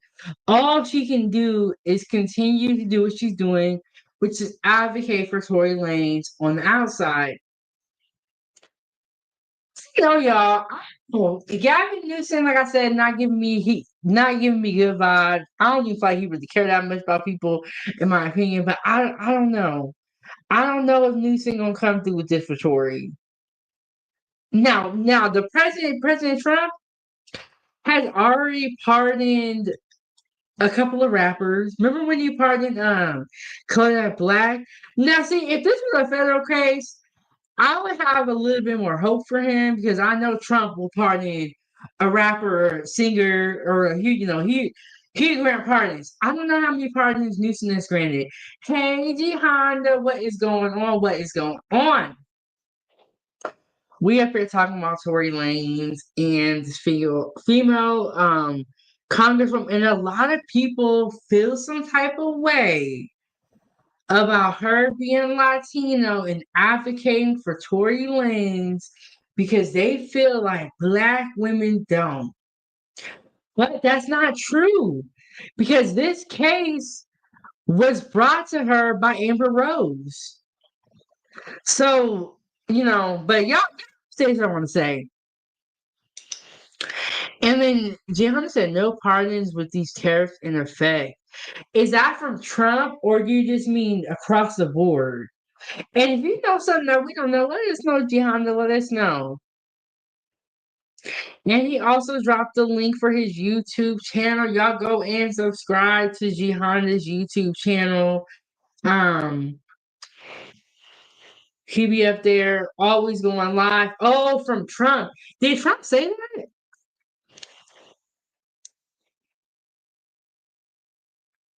I wonder why. Because what do the tariffs have to do with the pardons? But okay, so Gihanna, let me ask you this. The president only has the power to grant federal pardons, correct? Isn't Tory Lanez's case a state case? So Trump wouldn't be able to pardon it. But what I will say is Trump do be bending the rules sometimes. And he be having y'all out here mad. I'm sure Tory was breathing on his own. Yeah, I'm gonna say, is Tory still on life support? What was Tory on life support? They said he was breathing on his own. He was doing good. I had to look into this. I thought he was doing good. And according to this congresswoman, she just spoke to Tory Lanez on the phone not too long ago.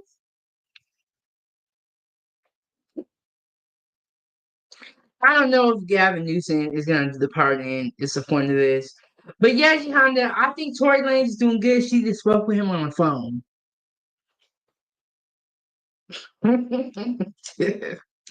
Now, this time right here, that's why it's best to stay out the way.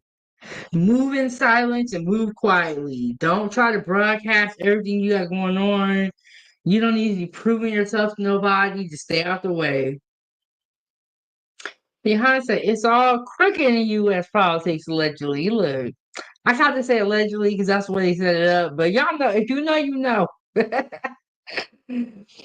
Yes, Tory was stabbed 14 times, but they said like a couple days later that he was breathing on his own and he was in good condition. So I think that even though he was stabbed a bunch of times, from what they said, they made it sound like he was doing good. And she just spoke with Tory Lanez on the phone. I'm gonna reread her whole statement for those of you here, those of you guys who are just getting here. Anna said, just spoke with Tory Lanez from inside prison. The despite being stabbed multiple times. His spirit remains unbroken, and he's deeply grateful for the opportunity to prove his innocence. The question now, when will GA Governor finally review the case and pardon him? And Drip said, for real? Okay, let's get back into it, y'all. Anna Paulina Luna. This is a really interesting one. I've never covered a situation like this before, but I appreciate you using your platform and let the legal team know. We'll be reaching out if they want to come on to make the case. I'm happy to hear it, and we'll check in with the governor's office as well. Thank you very much for coming on. Yeah, of course, and Chris too. If you want, we can probably connect you with his dad as well. I think it's important for people to know all the facts. Yeah, I'm here for it. I'll check in with you. Man, do y'all remember the speech that Tory Lanez's dad gave? It was so good. His dad is a great public speaker. But like we said yesterday, and when we were talking about McDonald's, you can do everything as a parent, and you can do your best.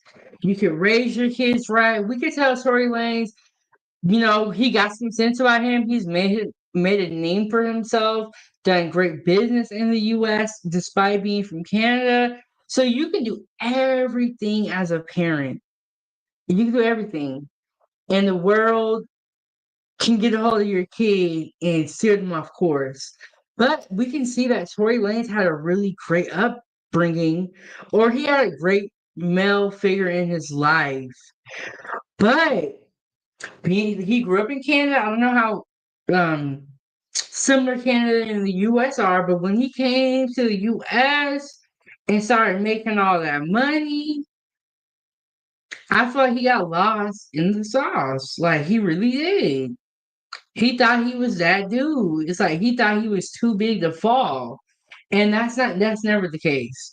If you're big, like not big as in the physical sense, but y'all know what I'm talking about. If you are a celebrity and you're making money and you got fame, you're not untouchable. You're not untouchable. Nobody is untouchable. Okay? We gotta believe in God, and God can touch anybody. Right after the show. Thank you very much. Thank you for watching. Subscribe. So that was the end of that news clip. I have another one. This is Jay the Black. And then the last one that I showed you guys was Street Media TV. Let me just click on the YouTube channel. Definitely go check out Street Media TV. I do like his content. He does a lot of like interesting subjects, and he has like 30K subs. But I really like his content. Really tapped in with it.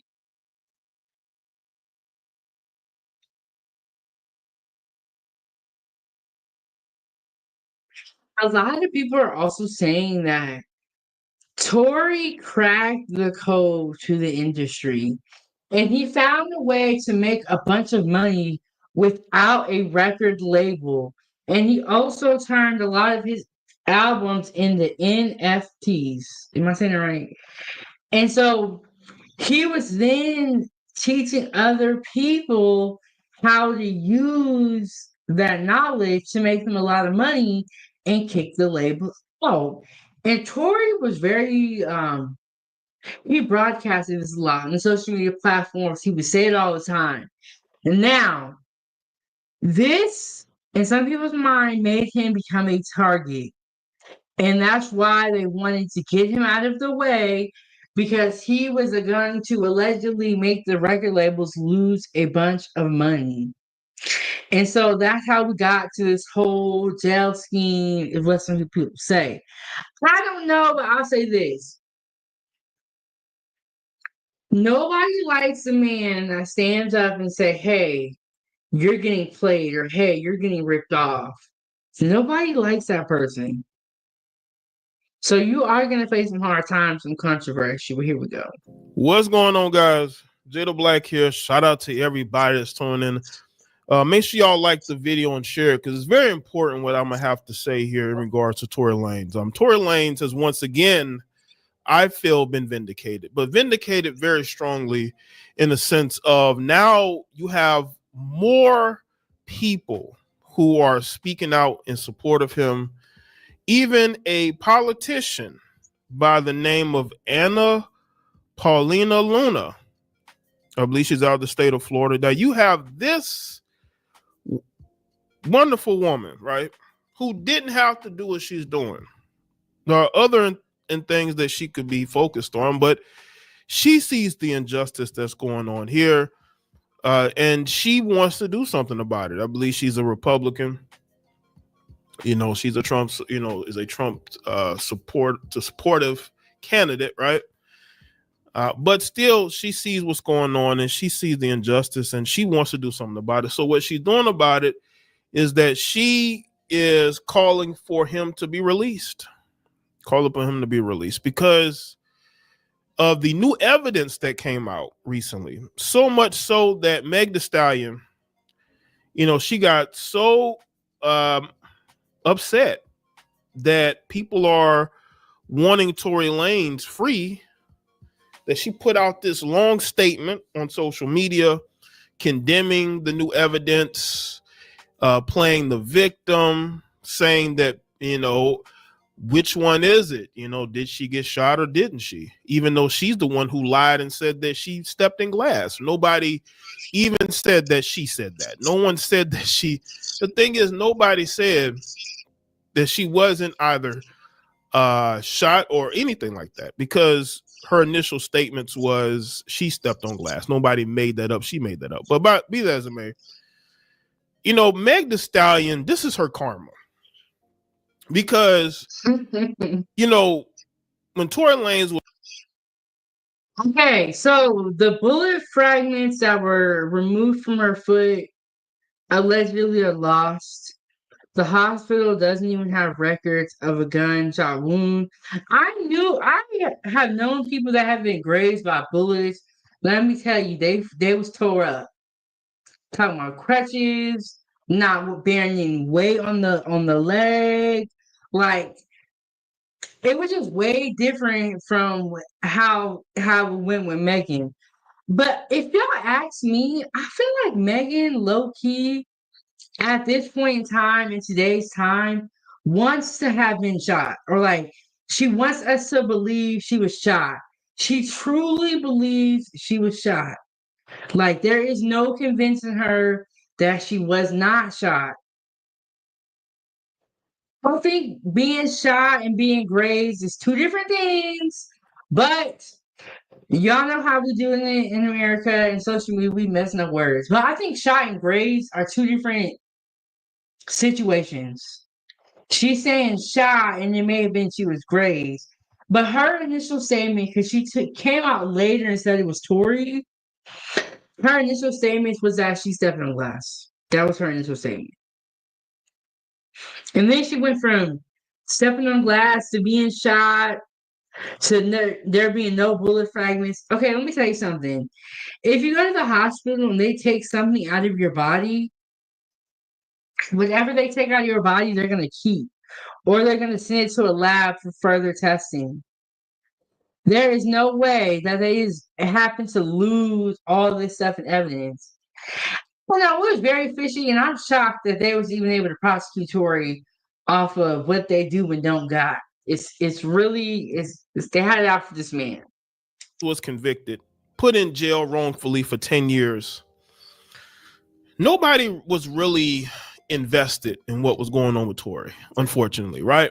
So he's doing his time, and then his legal team wants to bring about new evidence, i.e., I believe a driver or bodyguard that was in the proximity of Kelsey, and Kelsey admitted to her partner that she is the one who did it.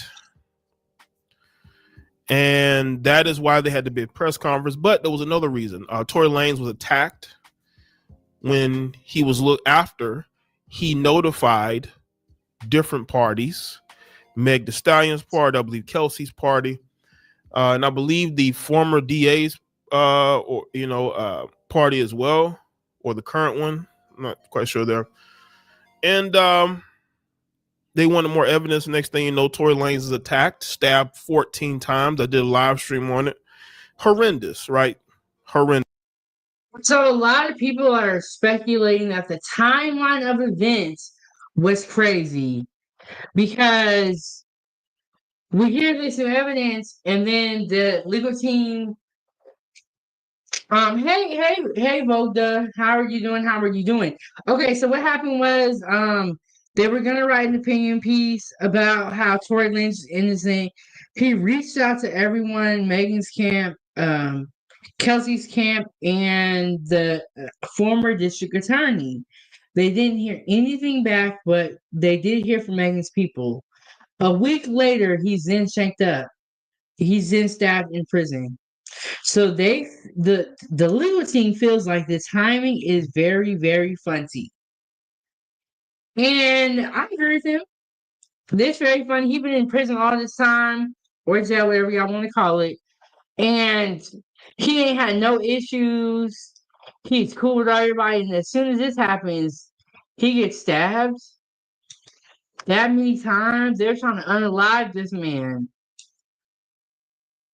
This man could have lost his life, and that's what happened. This wasn't a stabbing where there was some beef and you got cut a few times. This guy, it seemed like it was an attempt to end his life, and it was a lifer who did it. It was a lifer who was in prison who did the deed. And people want to know, I want to know if the guy's been questioned. Has he been questioned? Why haven't we heard anything else from that? Yeah, and that's my thing too. Why is the questioning so limited? We are not even hearing from a lot of the people that were there, So y'all make sure y'all check out my oxtail mukbang. And how are you doing?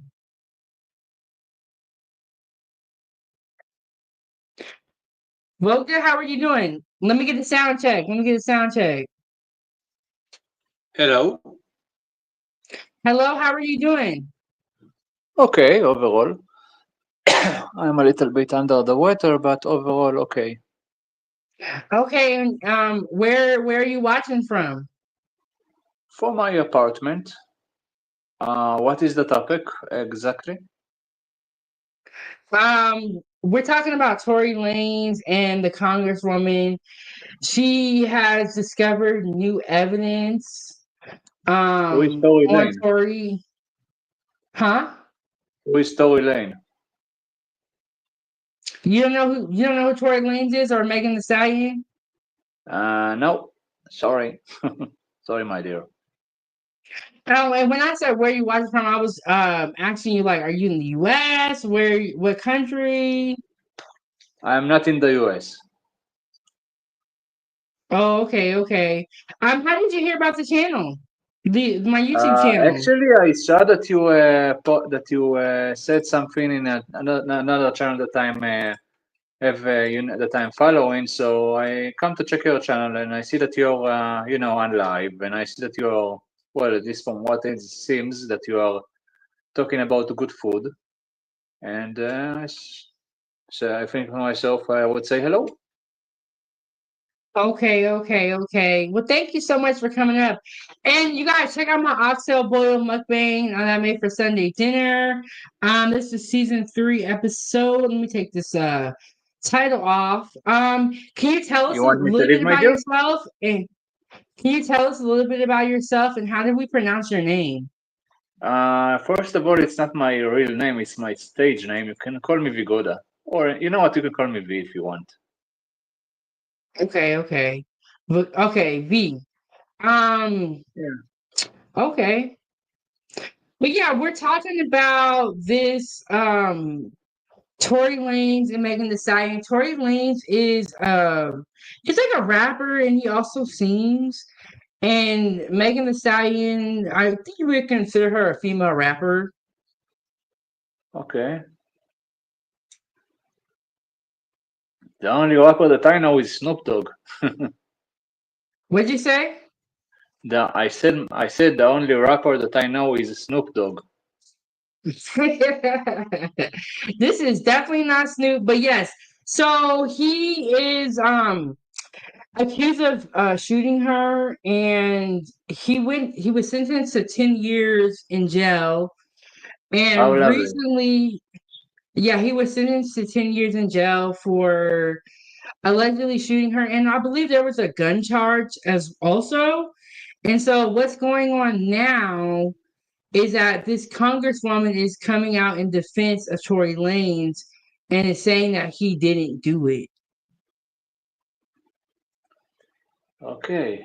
So, Well, if and we're I just don't kind know of going the through that guy, but video. if I may say, if there is a, you know what, let's say it like this: what is the reason that he is now claiming that he didn't do it? He didn't do it. There is no proof or something. Yes, they had new evidence that came forward. One of the bodyguards for Kelsey and Megan came forward and said it wasn't Tory Lanez after all this time. And so now that's the new evidence. He came forward and said that Tory didn't do it. It was Kelsey. And this congresswoman is alleging that she has ring. Have you ever heard of ring doorbells? No. What is that concept? So what it is, it's like a doorbell that also has a camera on it, and it can like record. And a lot of people have them on their like houses, on their businesses. And so she's saying that she has actual footage proving that Tory didn't do it. Okay. So that's where we are in today's time. Okay. If she have a proof that he didn't do it, then okay, we should go with the evidence, of course. Right. And it seems like they should let him out because he didn't do it. But Yeah. it's never that simple in all actuality. They're asking the governor to pardon him. Wait a minute. Do If you guys he's do that? Do you guys we do do it. pardons in your country? It depends who and why and and the details. But of course, most importantly, it depends on the crime. Well, it's in his case, I don't think he will need to be forgiven by your president. If he is innocent, then if there is proof that he is innocent, then he will be freed. It's not really that simple. Because like once you get sentenced, they've already sentenced him to 10 years. So even if they find new evidence proving that, they have to go back in front of the courts and like appeal it. So there's like a lot of like layers. Like Bureaucracy. you're absolutely right. It should be that simple. If you say I did a crime, there's evidence I didn't do it, well then let me out. Okay, I get you. It should be that Bureaucracy. simple. Well, in that Yeah, case, I to mean, speed things up, then he should get, of course, a forgiveness from the president. How do you call it in English?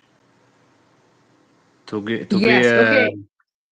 You get what I said anyway. Also, you asked me only a minute ago where I'm from. I'm from the Middle East. Oh, okay. We have we have another gentleman. I met so many different people on YouTube. I met people from the UK, the Middle East, but I can definitely hear it in your accent. My accent. What is my accent? What is it? The second about my accent? I said I can hear it in your accent that you're not from the US and that you're from some, like I can definitely hear the Middle Eastern. No kidding. Do you No make kidding. content on your channel? No, I'm not a YouTuber. I'm just hopping from place to place, looking at people and going up on channels and talking on what's going on here, for example, and on the hardship, especially this year and a half. Okay, I see. Yeah. Well, ain't nothing wrong with that. Do you have time to hang out while I play more of the video? Hang out? Yeah. Yeah, while I What play you some want to more of the do? What video. you want to do with a video? Excuse me? You said something. You to hang out in the. You said to hang out and something about video. What did you say a Oh, I second was ago? saying, do you have time to like hang out and watch the video with me? Yeah, yeah, of course, no problem. Okay. No problem. Okay, I'm gonna go ahead and play the video, and at any point in time you want to stop it and comment on something, just let me know. Yeah. Very weird. Very weird. So this is going on. Now Anna is stepped into the arena, and I'm going to tell you some of the things that Anna had to say, because Anna sees what's going on, and she put out some statements. She says, we have compelling evidence proving Tory Lanez's innocence, and it will be released within the next 36 hours. That was as of the May 20th. Those who rushed to call for his incarceration and worse yet pushed false evidence should prepare to be held accountable. Then she said newly surfaced body cam and medical records show Megan Thee Stallion initially claimed she stepped on glass. ER records show no bullet fragments on x-ray, but bullet fragments allegedly removed are now missing.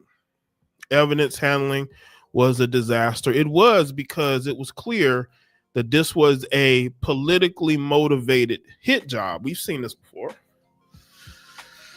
That's why this whole thing is bad. But this is what happens when you're going up against Rock Nation. You know, I feel like Rock Nation is crumbling slowly. That lawsuit really hurt them.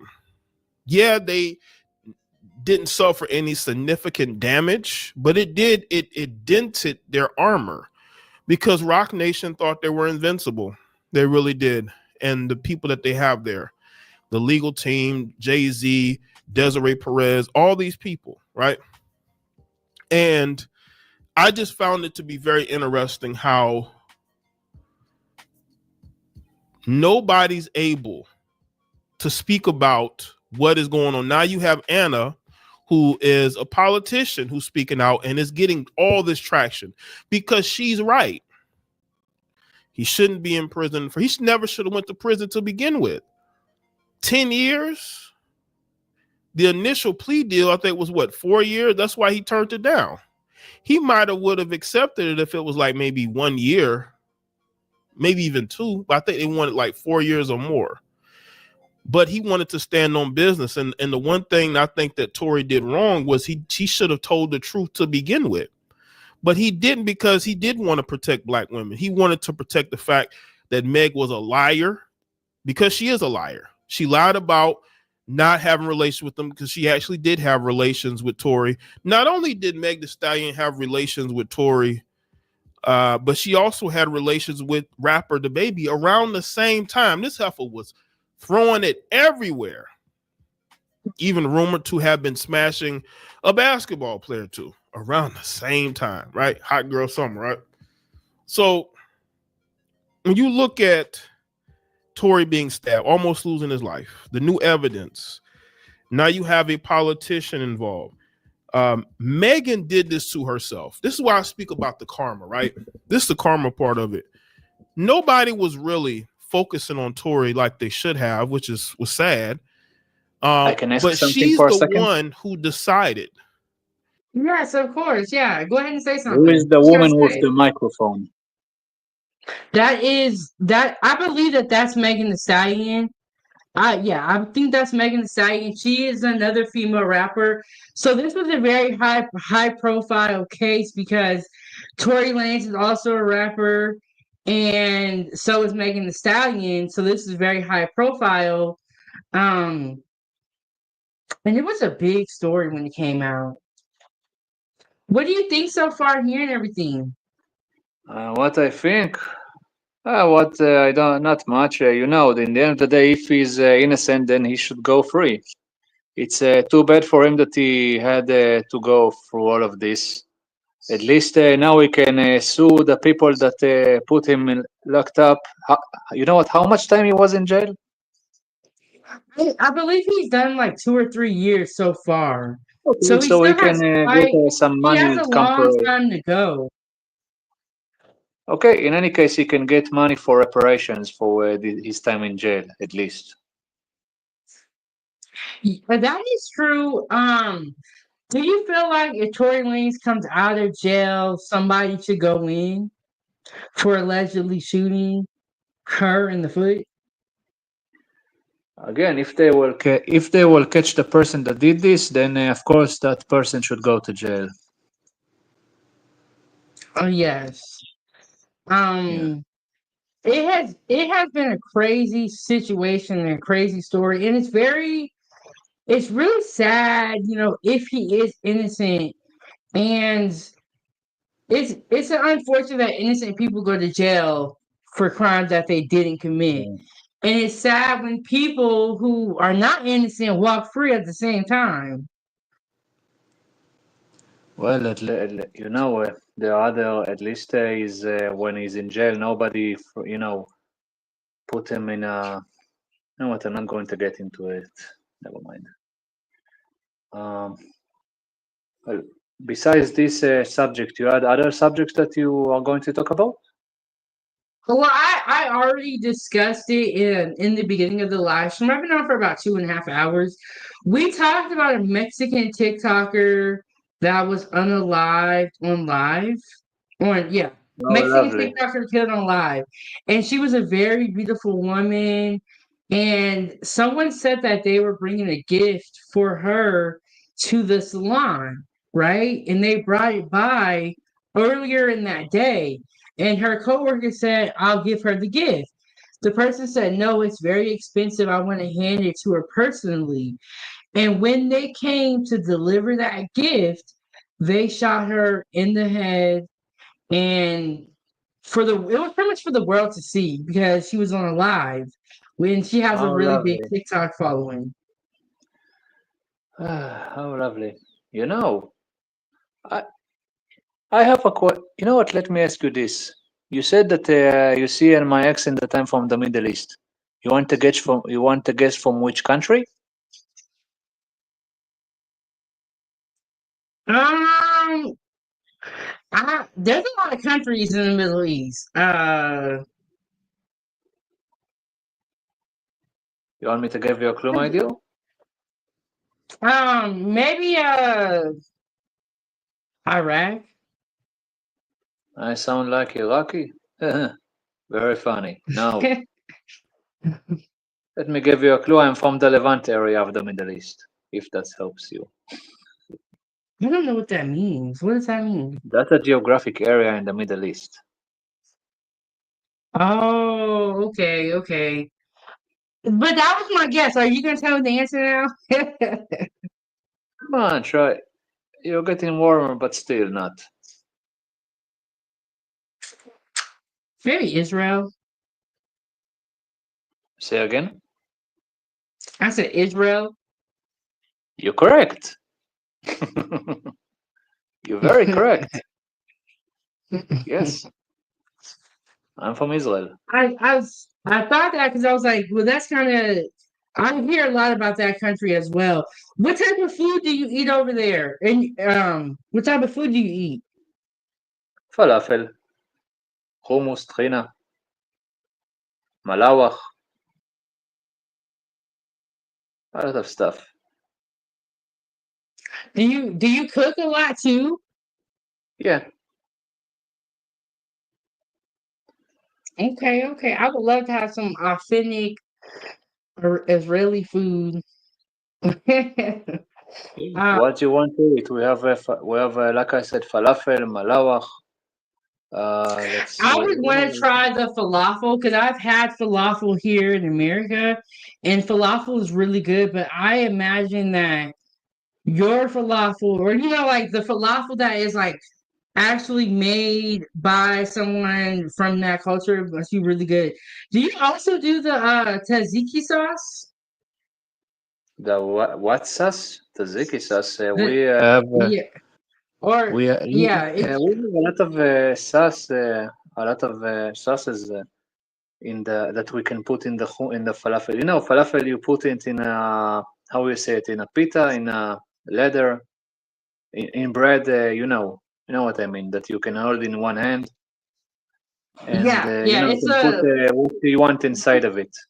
You can put ketchup. You can put mayonnaise. You can put a lot of stuff, a lot of salad. You can put French fries in it. Everything that you want.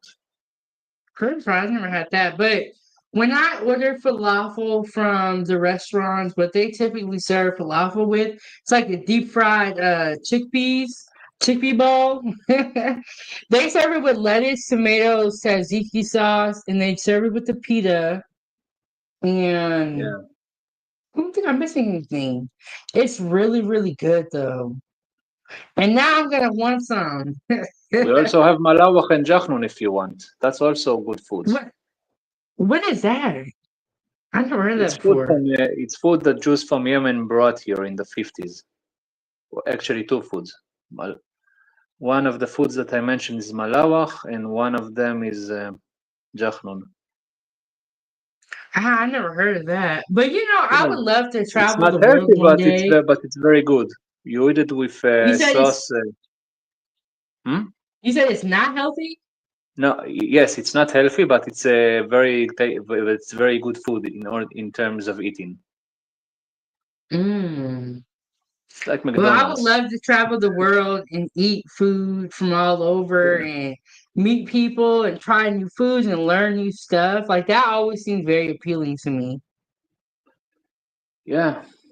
Yeah. Yeah. But let's Also, get back to this. Oh, go what did ahead, you go want to ahead. ask me? No. What do you want? What do you want to ask me about my deal? I was gonna play the video, but you have something else to tell us about food? About food. Well, what food more you want to know about? We have also knafe What were here, you, if you want. what were you gonna say? I forgot. Well, I can say that we also have other food that you probably don't know, like knafe. Actually, knafe is not our food; it's the food of the Arabs. But about their food, some of their foods got into our kitchens. You can say. Mhm. Yeah. Yeah, that's how it happens all over the world. You see, like, kind of like they call it a fusion cuisine, and you see a bunch of Yeah. different foods. But I'm trying to In here, think because what some Arabs, other in here, my foods. deal, because in here, because some Arabs, work in our restaurants, and in general, we have a number of Arab populations, minorities here, so the foods get in to the mainstream places sooner or later. Yes, there's actually this creator that I met. I hope I say it right. He's in the Arabic of Emirates. I don't know how you say that name of the country, but he's a baker and they bake really amazing foods. And it's interesting to watch his content because it'll be like ingredients that I've never heard of before. Okay. Well, in places like the Persian Gulf, you have a lot of migrants, so you will have a multicultural in some degree in the kitchen. Multicultural in the kitchen. Yeah, and let me ask you this. Do you Yeah. guys have rappers in Israel? Here, I guess there is, but is rap music big there? Is it popular? not much. More Middle Eastern music is popular. Okay, okay. Yeah. Yeah, but let's get back into this video. Let's see what else they got to say. Let's see what else they got You to know what? I say. want to ask you Out of something. nowhere. Oh, what did you say? Sorry, V. After we watch this video, I want to ask you something. You can always, there's a private chat. You can always type it in the chat. You You can know always what? I will ask it chat. here. What do you think? What do you think about Eli Sharabi? Who is that? You don't know his name, huh?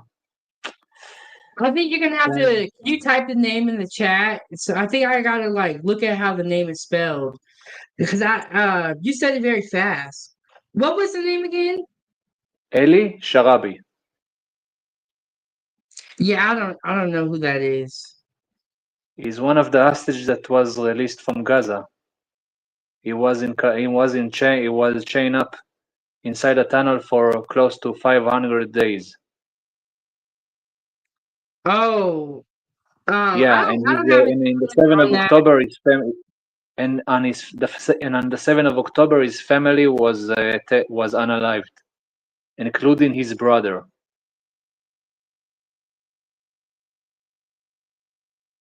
Oh, I don't have any commentary on that. I Yeah, just talk about. he's very famous, and he also met with President Trump.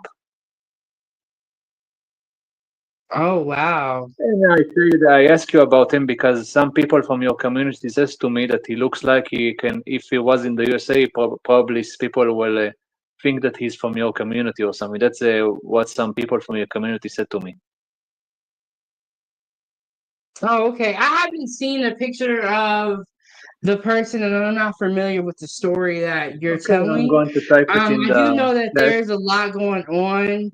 Yeah, there are still With the 20 whole Gaza hostages that are situation. suffering inside the tunnels, and those sickos still abusing them.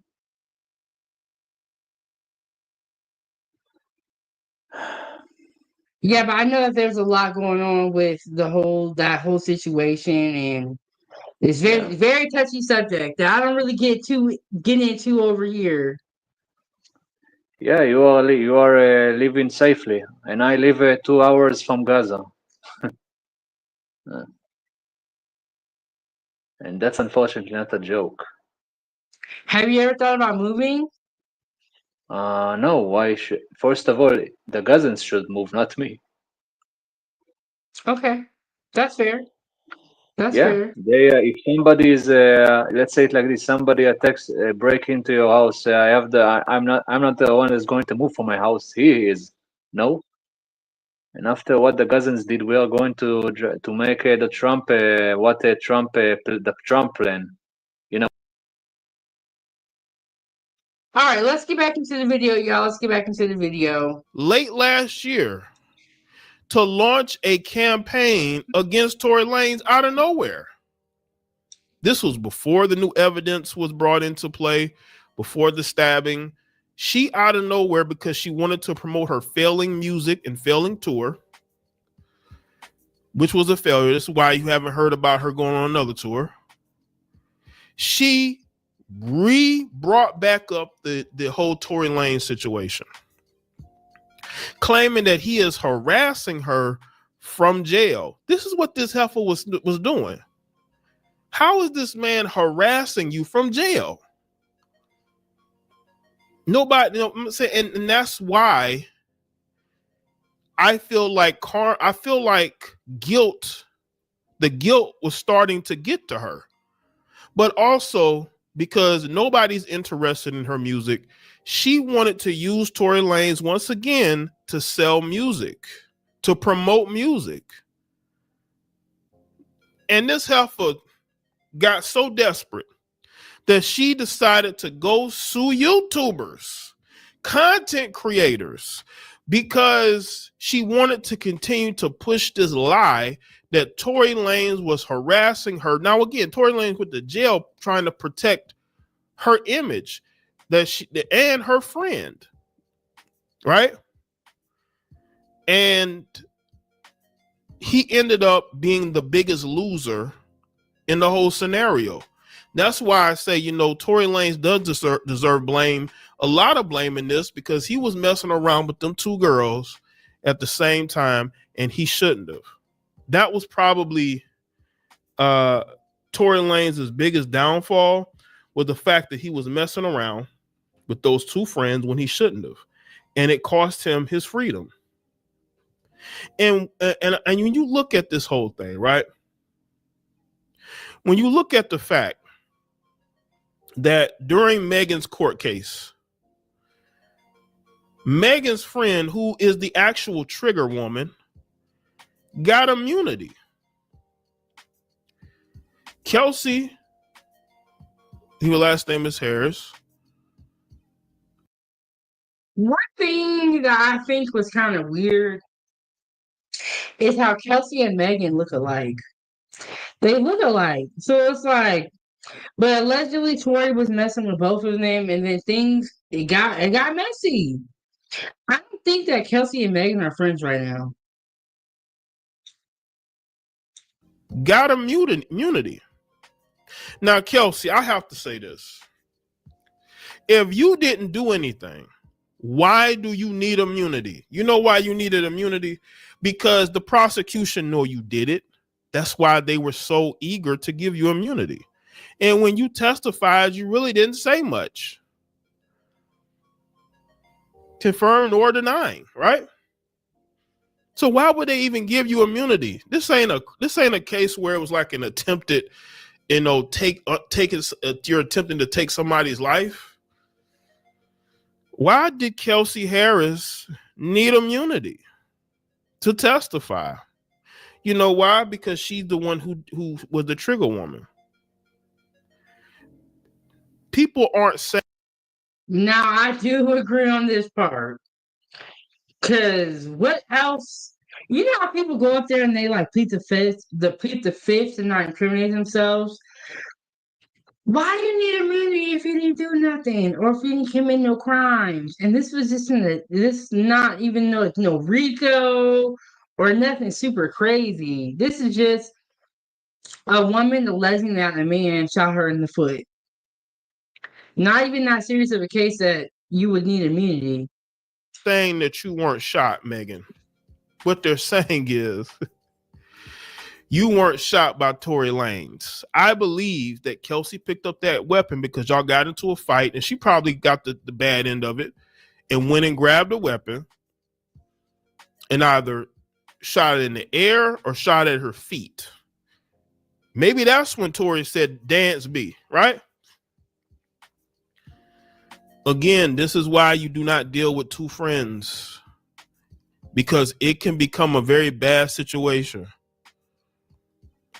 And it did ultimately, because it took Tory Lanez away from his child, from his family, from his career, fans.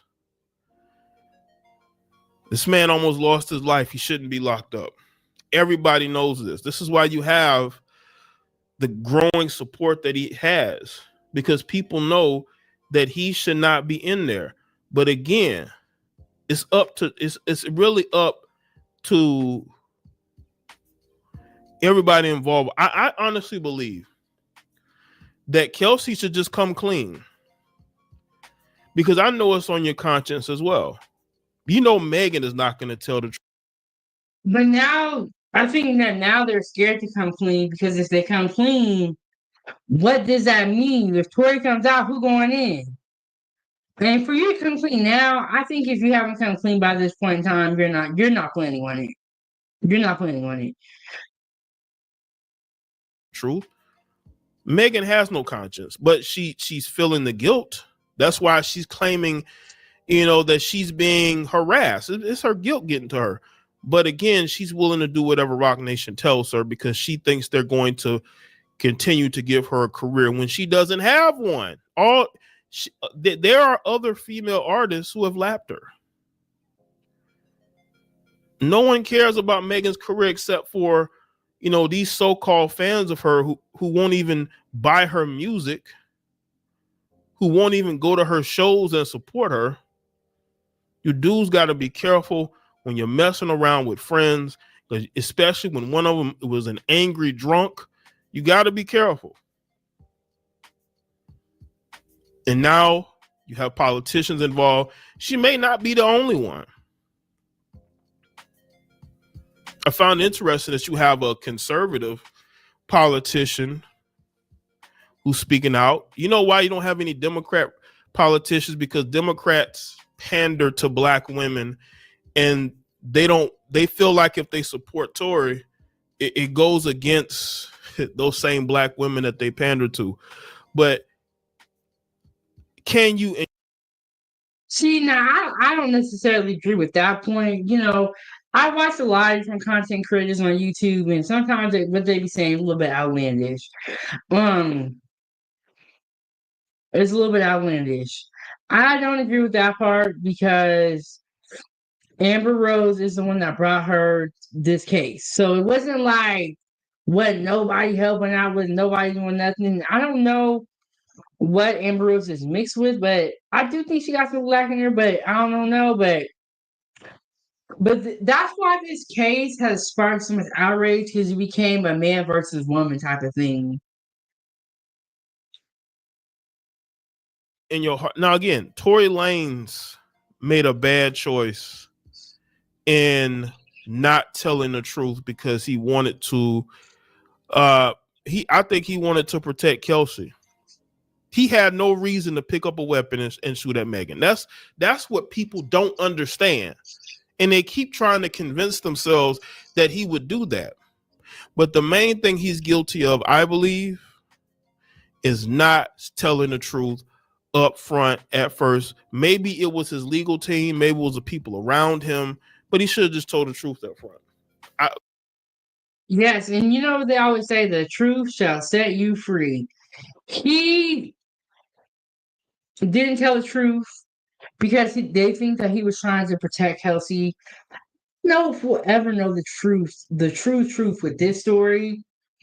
And so I have not seen the ring footage, and I don't know if it's out there yet, but the Congresswoman is alleging that she has new evidence. She said she's going to release it. I have not seen the footage myself of the ring footage. But I'll keep y'all updated about everything that's going on. And then that's all that we're going to talk about in today's live stream.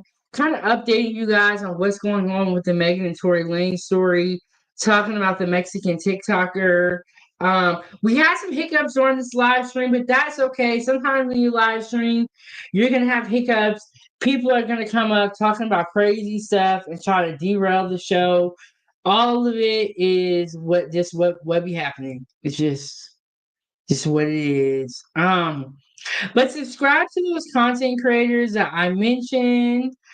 We got G Honda and then the Drip Show also coming through. Let me pull up his link. I can take these off now because I'm done. So I wear the headphones so that it doesn't echo, but they're so uncomfortable. So uncomfortable.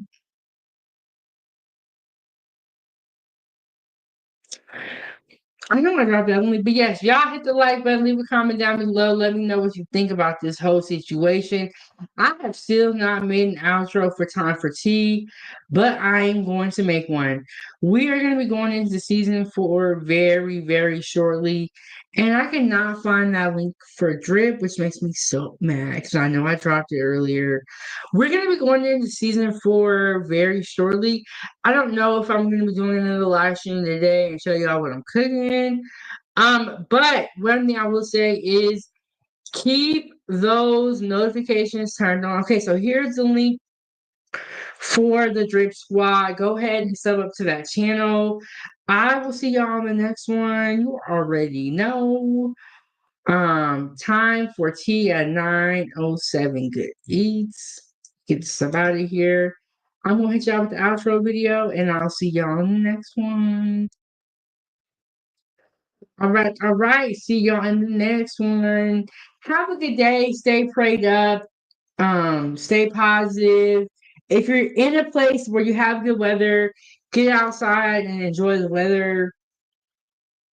Yeah, that's all I got for y'all. I'll see y'all in the next one.